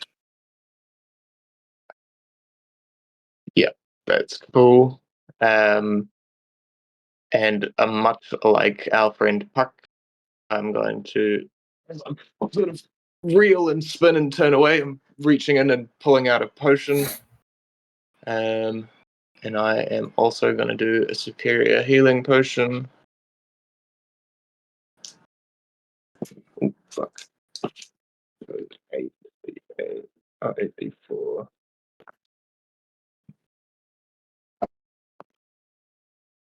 So,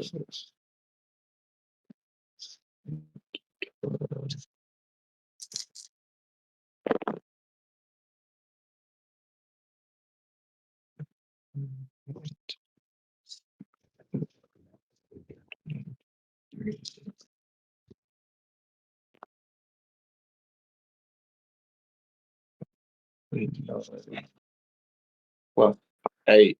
Oh, fuck. That's 37 points of healing.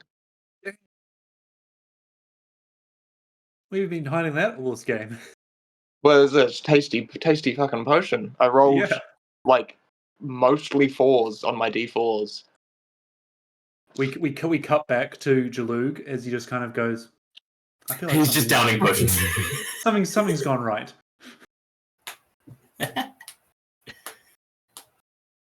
But yeah, shit, because it's like the first time he's been fucking hurt. It is the first time he's been hurt. Yeah, okay. We need some backup. I'm going to reach back into my pack and pull out the deck of cards, and I will hold it up and slap it onto the ground, and as it sort of grows in size a little bit, coming out of the ground, I will summon a spirit Fuck yeah. of the dead. Spirit of death, which is going to be, it's going to be that. Nice. Much like before the spirit appears. And I next to you. Are you using the same card? Yes, yeah, it'll be the same card. Yeah,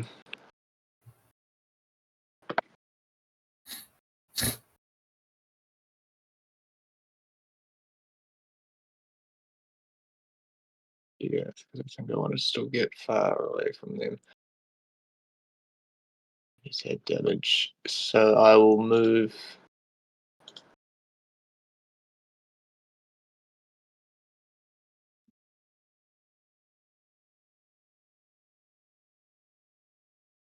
Remember, you have already moved. Yeah, I was going to say, yeah, but I was going to move him. All right.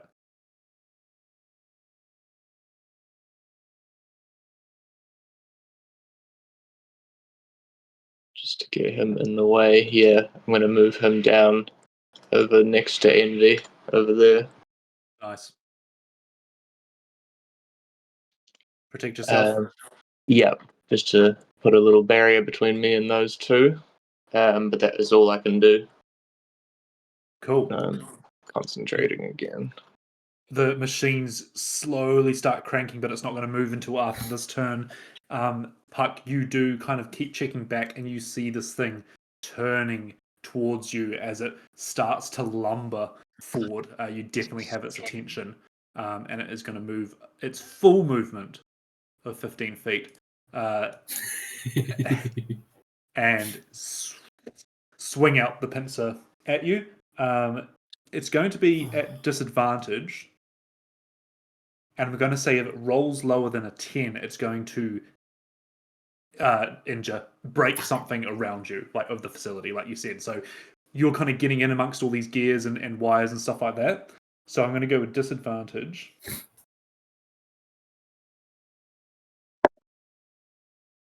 Two pincer attacks. So one is a 9,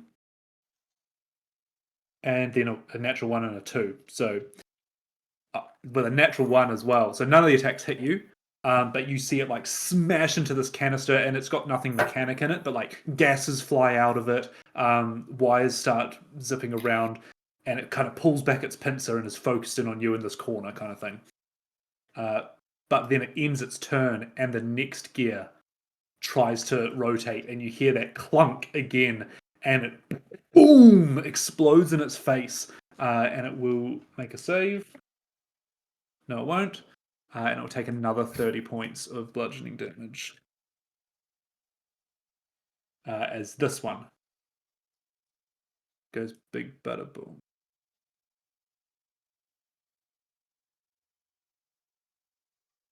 Molokov, you're up. Yeah. It's getting a bit close for Puck over there. He was worried about Hera, but backup did she did just bring some backup in, so maybe they'll be all right down there. Still got these two fuckers to deal with anyway. I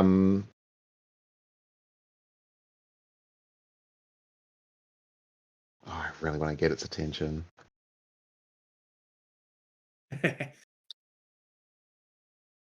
Yeah, I'm gonna try and get its attention. Sort of just almost just being annoyed at these little fucking things just being in the way. Just, Sure. Get out of it! And I will pull the crank to teleport myself away. Misty step. Misty Molokov step. Over to the platform. Nice. And then, assuming I can, I'll sort of climb over that, over the piston, if that's possible. Difficult terrain. Difficult terrain, so I think that will get me there then.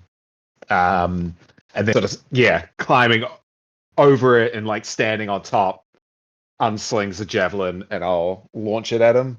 Sure. Roll to attack. For a dirty 20, I believe that is. Oh, no, 21. 21 will hit. Lovely. Javelin's D6.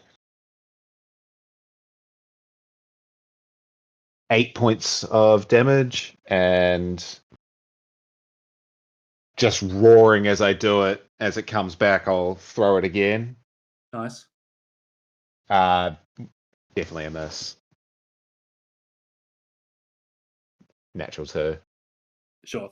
That first hit, when you throw the javelin and you pull it back, you see that part of its like cladding that it's in the javelin pierces through, and you can see that mutated skin underneath it. It's a abomination of sorts. But as your javelin comes out, you see this kind of almost psychic, electrical energy come back with the javelin, and you need to make a con save. It's going to use its reaction for rebuke. At least I'm good at con saves. Oh, I apologize. It's a dex save. Dex, damn it! In that case, it is only a 13. You take 11 points of lightning damage. Ow.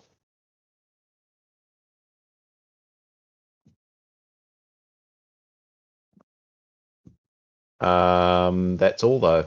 That's all my things. Nice. The gears moved last turn, so it is now the little ones' turns.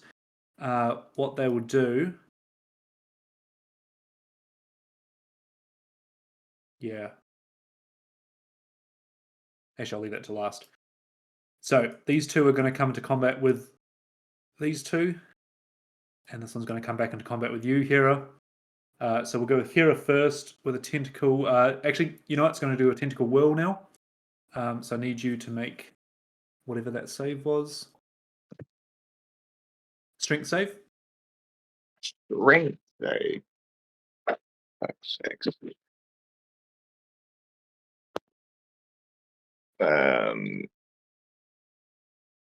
Plus 0. So that's an 11. 11. So you take 14 points of slashing damage. And you know what? They're all kind of going on mindless mode at the moment. So can we get the Death Spirit and Envy to make strength saves as well? I will just confirm the Death Spirit exists.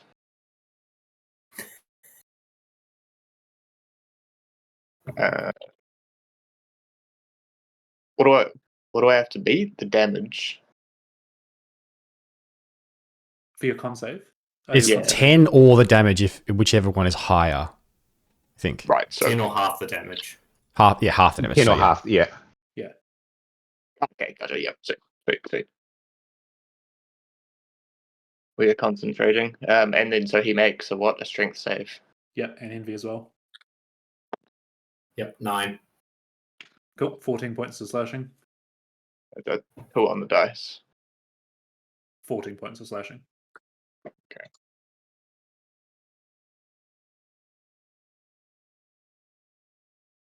After their turn, we go crank.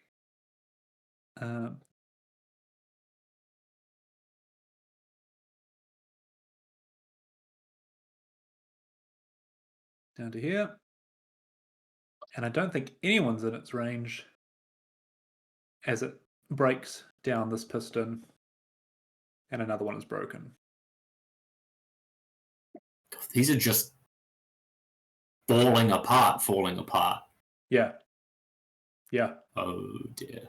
And Okay. sorry, the last thing I was going to do is that these two move to the control panel.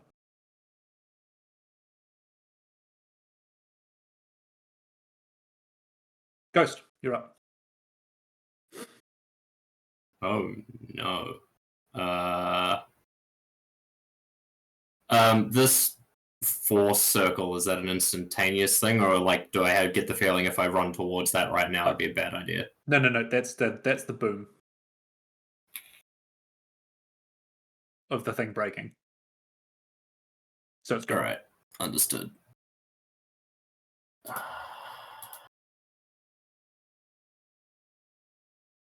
I don't want to be there.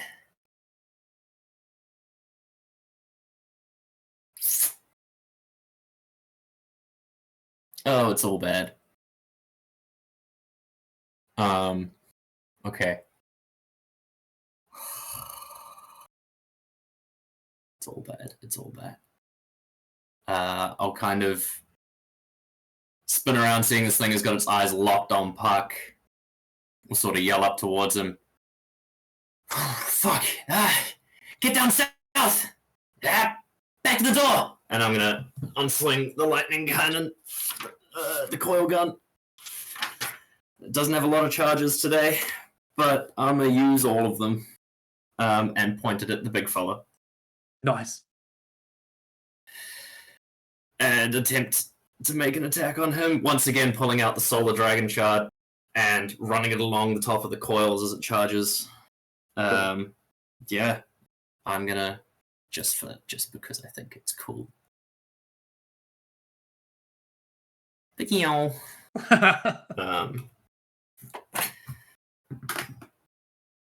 Ooh, please hit.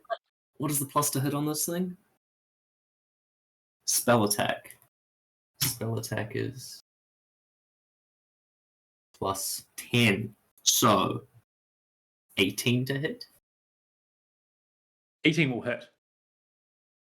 Alright. Good.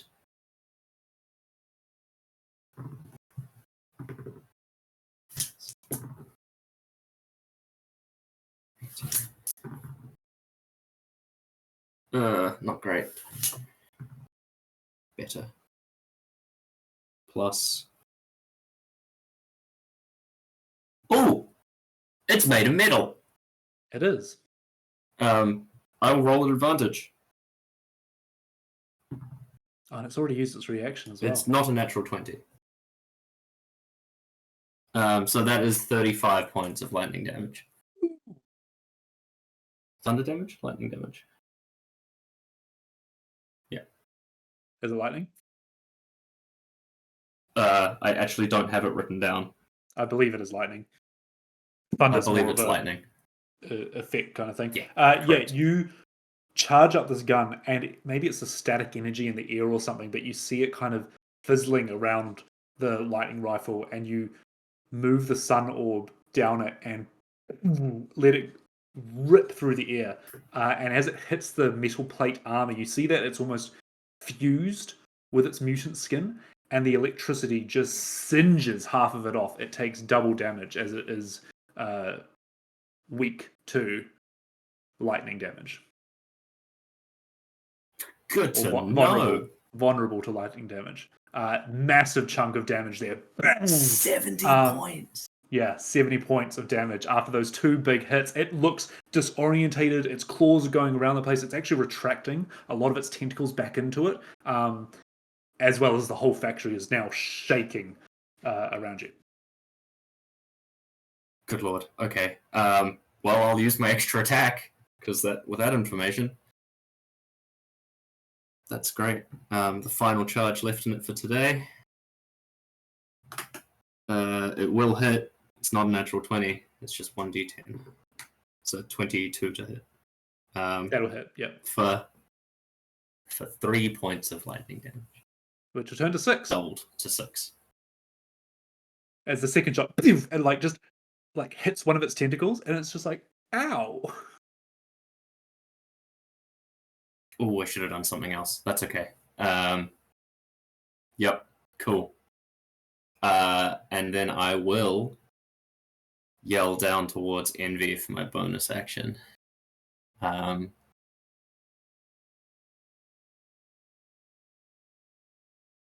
Yeah, and she's going to run in side by side. Oh, that's not running.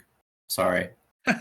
She doesn't shoot a projectile at Hera, but running side by side with Hera.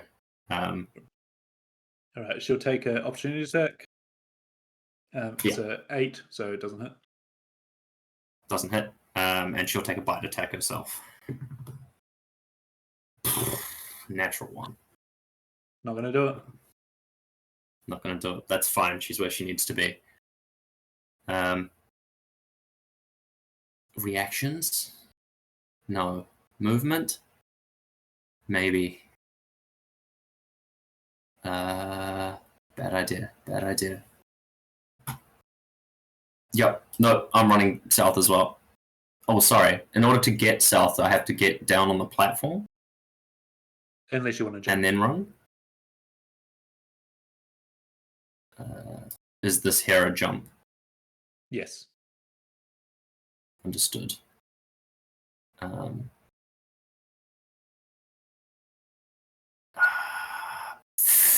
Danger. Fuck it. Yep. Down the platform. 30 feet. That's it. Nice. I'm scared. I believe it is Puck's turn. And then the thing will move again. Sure. Seeing it take a huge amount of damage, I think I'm just going to stay put. I'm going to use my bonus action to steady aim. Mm-hmm. And I believe I got a direct line of sight, don't I? Yeah. Yep. So I will, steady aim, and then I'm going to shoot it. That's a 22 to hit. That'll hit. And how many dice? Oh, too late. Don't worry. I should have said I wanted to use sharpshooter, but I didn't. All right, that is. How many dice is that? Sorry, that's 1, 2, 3, 4 plus that one. Okay.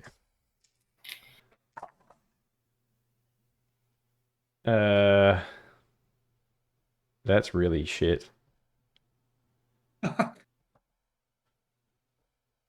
Only 108 points of damage. No, it's actually really bad. I rolled 2 1s, 1 2, Oh, no. and a 3.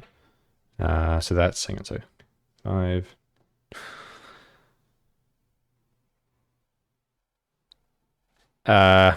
18 points of damage. Yep, still good. I've already used my bonus action, and I can't move anymore, so that's really all I can do. I'll call out, are we staying to take this down? And that's my turn. All right, now the things will move. To reset everything, which means it goes into the center, which doesn't actually hit anyone there. But yeah, there's only one piston left. You know that it's about to rotate to it, but it looks like this thing is falling apart in the center. Probably a point of order here. The top console here is now just shaking. The pipes are shaking, and everything. Everything is there's nowhere for all this power to go. Once this thing collapses in the middle. It's not their turn, so I won't do that. So Hera, you're up. Fantastic. I am just going to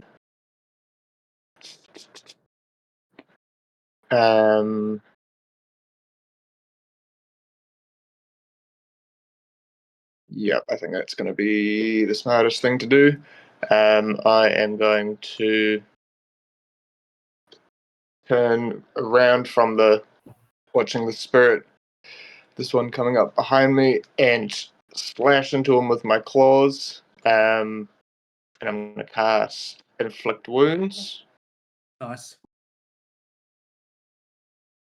He has been But injured as well. fuck's sakes. That's going to be a 14 again, which I believe misses. 14 does not hit, no. No, never mind. I was going to say I could have tried to flank him to get advantage, but that's alright. Don't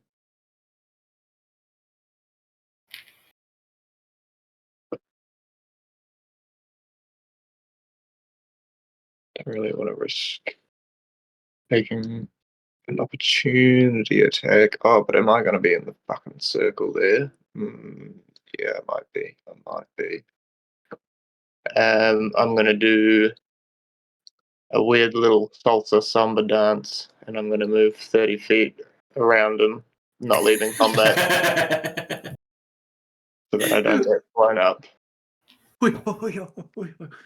Just the necromancer. Just stack and weave all the way around. But that's probably all I can really do. Okay. That brings us to its turn. Yeah, I will get the spirit to make an attack at one at the top and one attack at the bottom. Yep. So we'll do the top one first. Fuck, that's much better. That's a 20 something to hit, 24. So it's 8 plus 7. Oh, fuck. For 8 necrotic damage. Nice. And then the swing at the bottom guy is, 26 to hit. Nice. And that's going to be 16 necrotic damage. Very good. Opposite end of the spectrum. Yeah. Oh, sorry, 15, not 16. Okay. Cool. If that's all you've done, then this thing is going to move 15 more feet around the corner here. And I think it'll...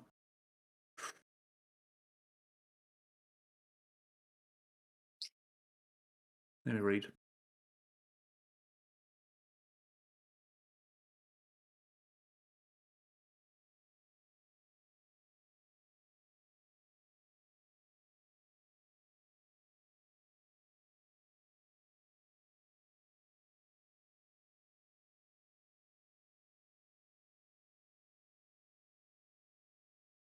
I think it's going to pincer the closest to it, which is Ghost. Flies out. This massive crustacean of a pincer slams it against you, and you're going to need to make me. Pincer attack is... Oh, it's a attack. It's a natural 20 for a 29.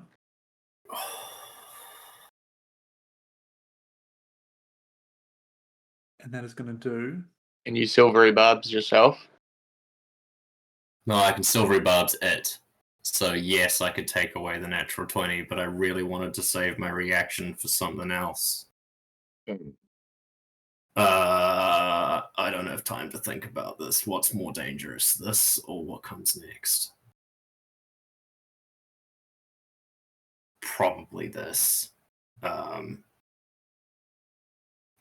at Unlike regular silvery barbs, this one doesn't shoot across the room. My eyes flash, and just a bubble of red energy appears and just deflects the angle of this strike ever so slightly. That's a reroll. Yeah.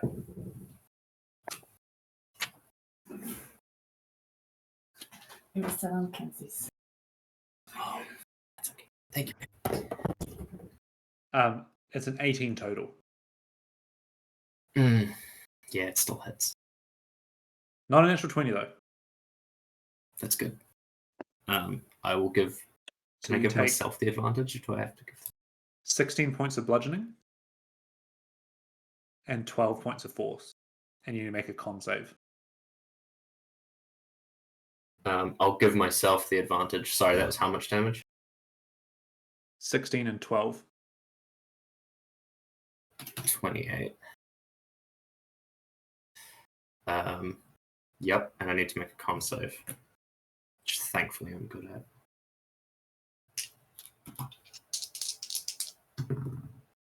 Oh, no, not with rolls like that though. I've used my reaction. Fuck. 12. The pincer smashes you against the wall and you are incapacitated until the end of your next turn. Yep. Molokov, What is incapacitated? I can tell you. I can't take any actions, Incapacitated's bonus actions, or everything. reaction. My Can't take any concentration's broken. action. I can't speak.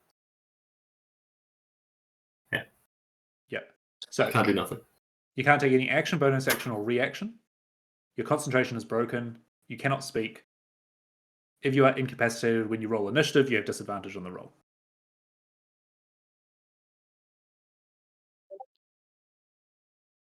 Yeah, it's one step off of unconscious.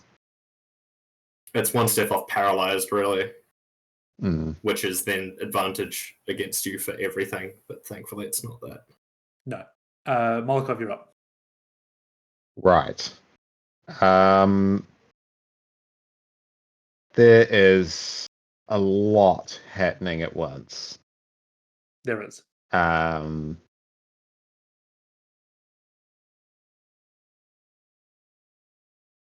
Right. I think looking over his shoulder and seeing those two rushing over to try and restore order, Been wanting to use these for a while. Sort of pulls off his belt sort of like a spherical flask, and he pulls out a pin from it, launches, throws it back over, and I'm going to cast Shatter on centered on like here. Where are you pointing? Oh, yeah. On the 2 control panel? Yeah, essentially, yeah, aiming for the control panel. Yep. So it'll hit the 2 of them. So they have to make con saves. Yeah. We've got a 5 and a 16. 5 and a 16. So the 16 will pass.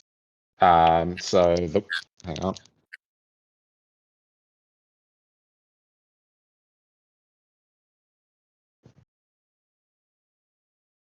So it'll be 18 to the one that failed and 9 to the one that passed.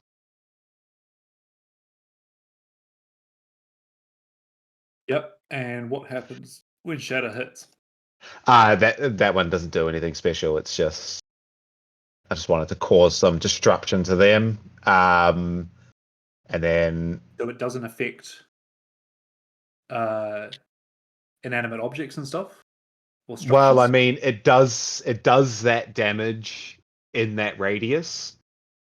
So it would be. Hang on, let's see if the description says anything. Sudden, loud, ringing noise, painfully intense, erupts from a point of your choice within range. Each. I mean, yeah, it does that thunder damage in that range. So A non-magical object that isn't being worn or carried also takes damage if it's in the spell's area. Also, creatures made of inorganic material such as stone, crystal, or metal have disadvantage on the saving throw. oh, well, there you go. There you go. So what I'm going to say is roll me a d20, Sure. and on a 11 and above, the console will break. Gotcha. Yeah.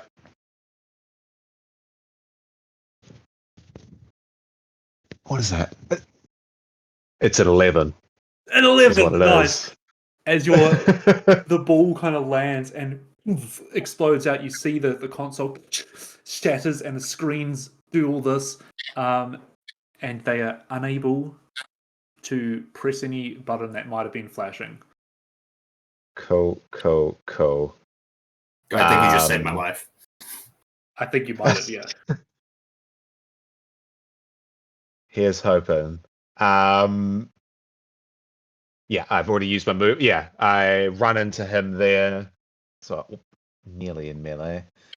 But as I do, give myself some more temp HP. Nice. And that'll be my turn. End of your turn, you are probably going to be safe here anyway, as the last piston smashes and the whole thing shakes and starts falling in on itself down the center here. As it goes boom. I'm going to say that the gears do start slipping down, but you're kind of half on the stationary part anyway. At this point, the furnaces kind of glow and they don't know where to redirect the energy. The steam vents are like hissing, but they're not putting out enough to do a propelled hit. And the console at the top is just now glowing red.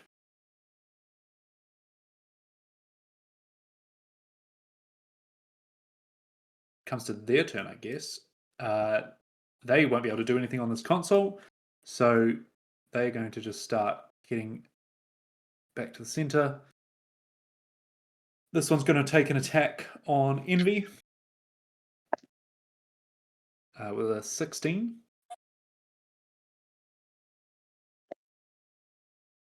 for 4 points of slashing, and then they're both going to take an attack on the Spirit, a 15 and an 8.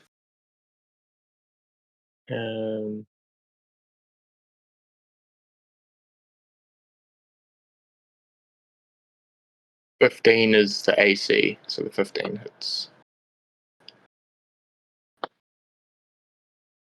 That is 8 points of slashing damage. It's a slashing. Cool. And then that brings us to Ghost.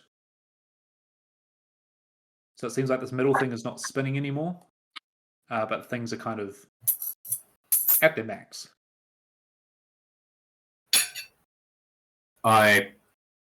Oh, sorry. So you were incapacitated for your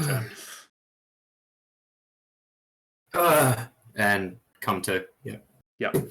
The burning sensation you were expecting does not come. As the furnaces could have been turned on from that control panel. That's right. We go back up to the top of the round, Puck. Yeah. Ghost just got what I got before. I think I'm just gonna have to. Oh no, I don't have enough health for that. I'm just gonna do what I did last turn. So steady aim and take a shot, and I will take the sharpshooter this time. Yep, nice. Hey, oh damn, it's not a 20. Oh, that was so close. Oh, I just rolled off it. All right. So what does that make it? It's an 18 to hit. That'll hit. All right. Oh, no, it's not. It's less. It's a 13. That will not hit. Motherfucker. All right. I can't do anything. It's my turn. All right. Hera. Yeah, this is.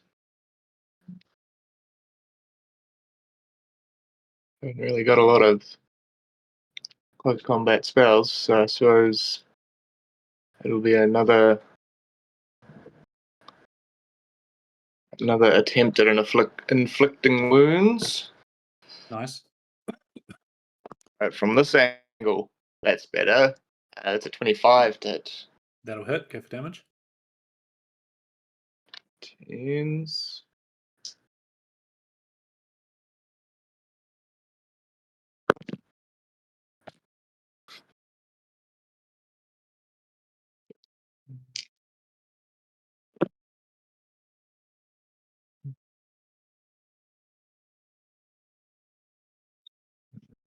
Is 22 necrotic damage.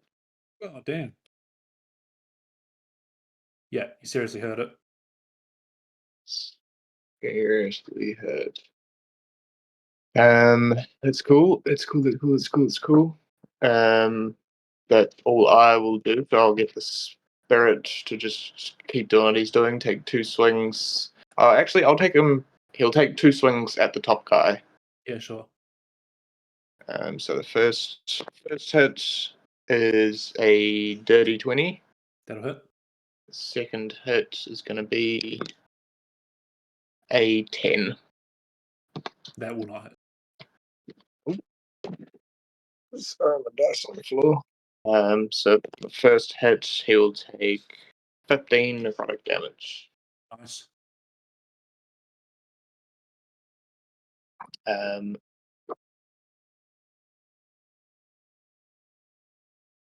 think I'm safe there. Yeah, that's all I can really do. Okay. So, as you finish your turn, yeah, you see that there's kind of a lot of power contained. This thing in the middle is still rotating, but just with broken gearbox, and it's churning kind of like a whirlpool of metal bits and pieces. Imagine it's getting faster with the less resistance it's got as well. It's not going faster because there was the slow action taken on it from the control panel.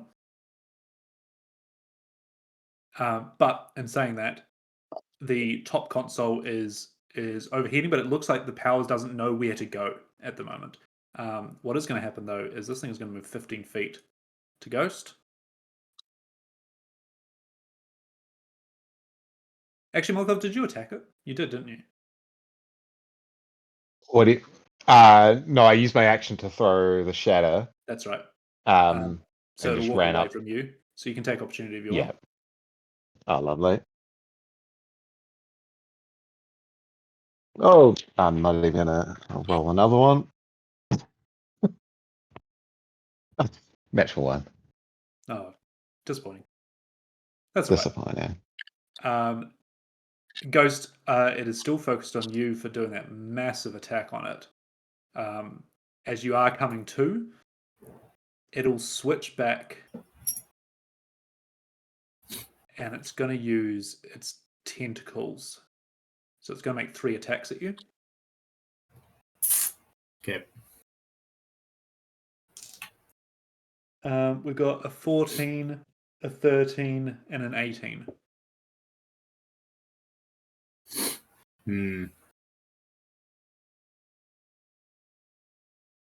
Yes, I have a reaction now. You do. I think I'll hold on to that reaction for a second. So, yep, the 18 hits. 18 hits, nice.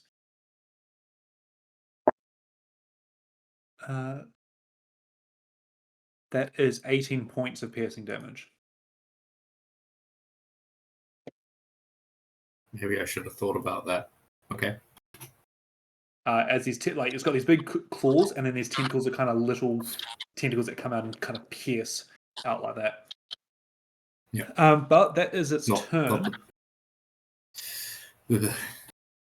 So we go into Molokov.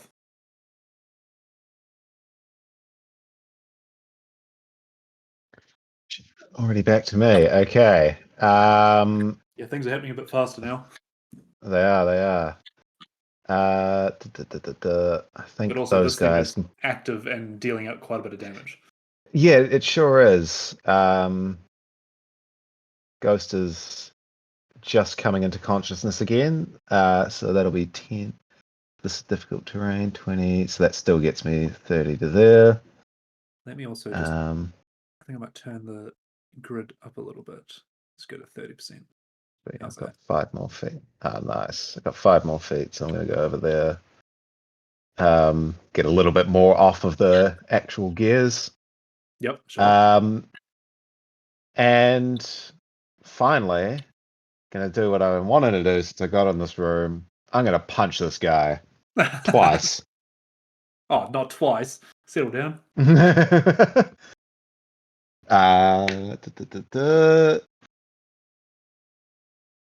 22 to hit. That'll hit. And a 12 to hit, I think it is. That does not hit. These are D8s. So just the one. Should have done that. Oh well. So 9 points of thunder damage. Thunder damage seems to be normal. 9 points. But you now have its attention. Yeah, almost instead of like a punch, almost actually just trying to like grab it and pull bits off of it. But yeah, that's my turn. Oh, do I have anything for a bonus action? How are we doing health wise? Not we could be better. If we're being honest with ourselves. You're telling me? I might yeah. I might just pop one of, maybe not one of the big ones. What have I got? I think I've got some little ones. Where are you? Where are you?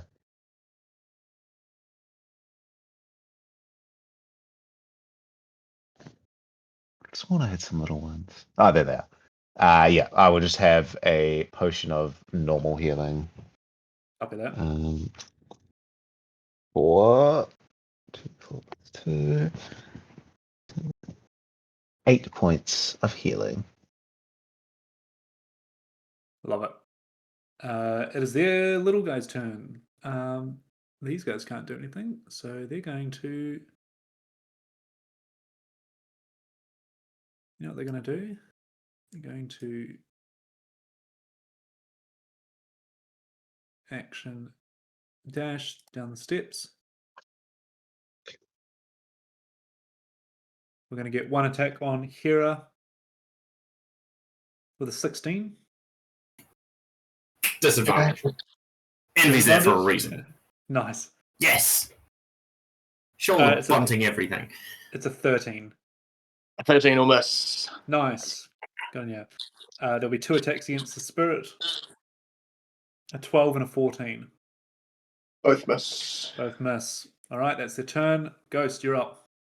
And actually up. I'm alive. I'm a real boy. I'm a real boy. 15-foot cube on either side. I don't believe I can do that. What are you trying to do? Make big boy not hurt me so much, please. Oh, just ask. Just ask? Yep. Certainly. When the DM's like, you didn't try talking to it. I have not heard language other than our own since we were in this chamber. I will move a little. Yep. Hoping not to go out of its range. But if I get to there, yes, and it doesn't swing at me by that point, it does not. I will smash the third face of the cube of force, so that living matter cannot pass through it. Okay.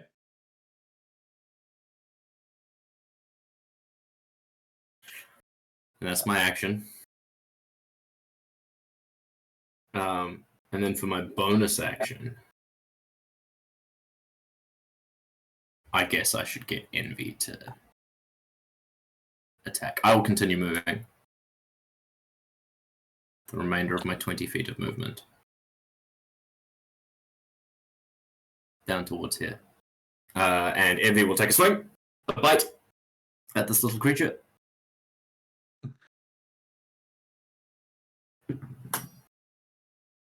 Oh, do better. 15? 15 does hit, yes. 15 just hits. Alright, yep. Good. That's 8 points of... Oh, I just realized something. This is force damage. That's fine. And that's it. Cool. Puck, back to you. Cool. Very glad someone else is in melee range because that really helps me as the rogue. I will take sharpshooter and I'll shoot at it from where I am. Yep. Okay, so -5 plus 4. It's a 23 to hit. That'll hit. And that is 1, 2, 3, 4 plus 1. That's better. All right, that is 10, 16, 31 points of damage. Oh, 31 points of damage. You rip through part of the armor and just leave a gaping hole in there. There's huge damage on it. It's going to use its reaction to rebuke. Damn, lightning. You need to make a dex save.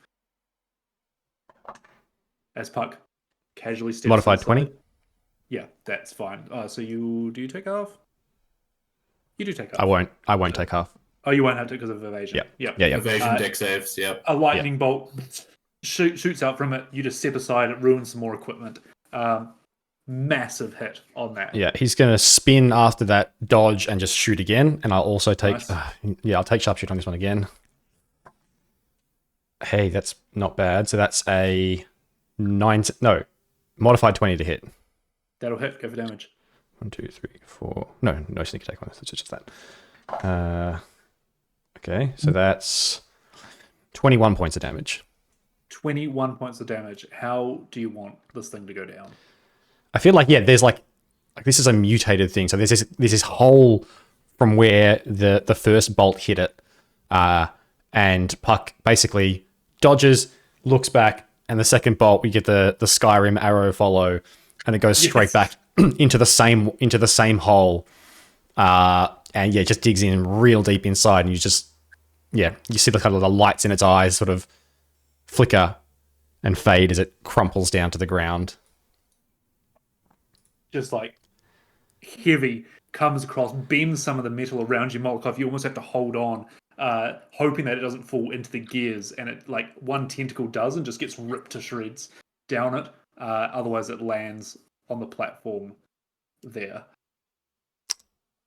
Very good. And with the rest of my turn, I'm just going to use my movement. I'll jump down. Is it going to cost me any movement to jump down from here? No, that's fine. Yeah, cool. I'll just move my 30 feet, start heading towards where everyone else is. Yeah. But yeah, Puck is still kind of limping a little bit, like he's not fully healed or anything. He's just sort of a bit of relief on his face that thing's finally been dealt with. And yeah, he'll start heading towards everyone else. Nice. I think what I'll say is that as the rest of the octopuses down the bottom start moving off in different directions, and Hera casting this necrotic energy, Envy helping out, you will Ghost coming to help as well. Just because Molotov and Puck, you are so far up, you eventually clear out. They're all on at least 10 hit points anyway. And we'll call that end of the session before cleanup next time. Well done. Well done indeed. That was a fun fight. I was genuinely worried for a second there. Incapacitated? Fuck.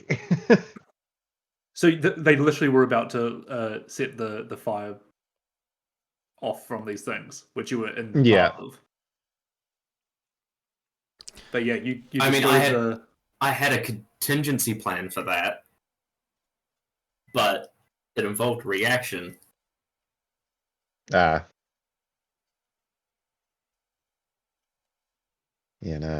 would not have been good. How many dice, DM?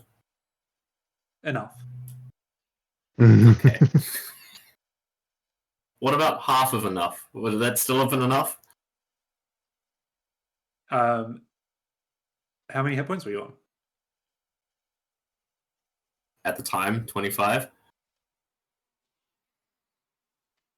It would have been down to the dice roll. Okay. Yeah. There was big danger. For sure. But yeah, I'm surprised that Hera kind of held the line with the minions. That was a sick. really cool kind of diversion for them to be like, we're going to stay down here, because I don't know whether people were going to all bamf to the big guy. I didn't know whether you were going to try and avoid those blasts of force energy. That was the Play thing. of the Like, day, though. Fucking What's that? Puck tanking the was force so damage much from damage. the machine and Yeah. tipping it. It was like 50 something damage. Bearings and yeah, man. I was in single you got digits. I was like, lucky oh, to fuck. get out of that. Yeah. Yeah. Oh fuck. Well, Yeah. because you saved I'm the only not on single. incapacitated roll when you were in the middle of the gears. Yeah. Because that was. I was like, there's a chance he falls. He gets knocked out, and he might even fall into the thing. So next round, I was going to try and shove Molotov, and your attack got him down to 2 HP, and then you did 26 damage after that. And I was just like, God damn, like, I can't flavor Thank this God in for any way. that. Like, you seriously take him out. Oh, the sniper doing 70 odd I'm damage sorry. is massive. Yeah. Yeah. Fuck me. Oh, that was a bad roll too. That was below average. Yeah. I feel like we very rarely I come was really across disappointed with my. Yeah. Yeah, very rarely come across vulnerability, and then when it happens, it's like, oh. I mean, things have vulnerability, but it's weird things, like vulnerable to psychic damage, vulnerable to acid damage, and it's like, well, we're not dealing that out. Yeah. And like I've got, because like a lot of my stuff does thunder, but at the end of the day, I could just hit them with my shield or hit them with my spear. Yeah, To if the thunder's not working. that's true. Because there are random things that are. It's just like, oh yeah, no, this is immune to thunder, or Yeah. And it will be the most random thing. Like it's like a mimic is yeah. immune to thunder damage. You're like, what? Where does that even come into it? No, very good. Yeah, Very good.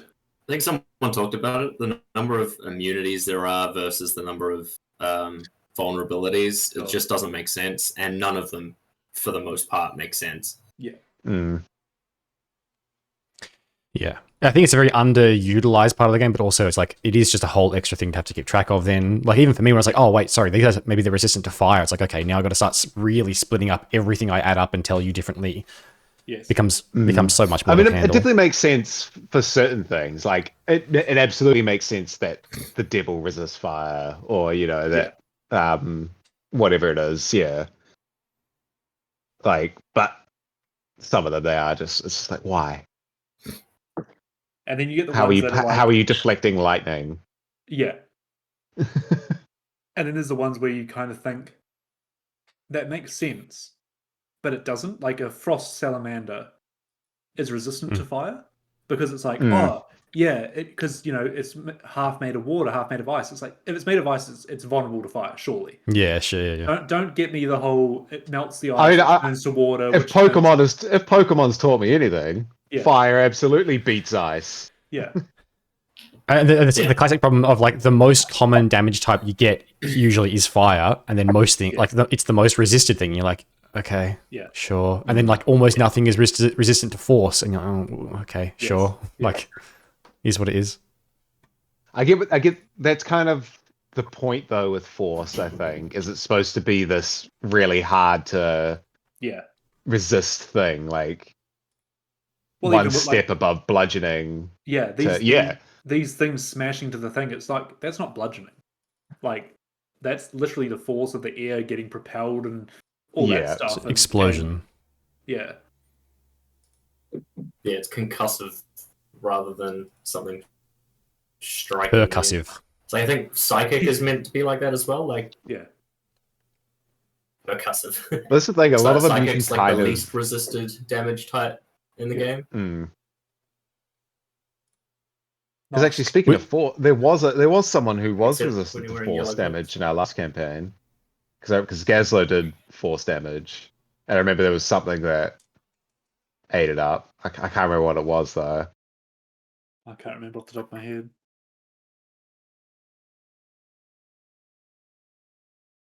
I mean, yeah, they Was it the Avatar? Might have been. I feel like it was earlier than that. That probably did it too, though. Hmm.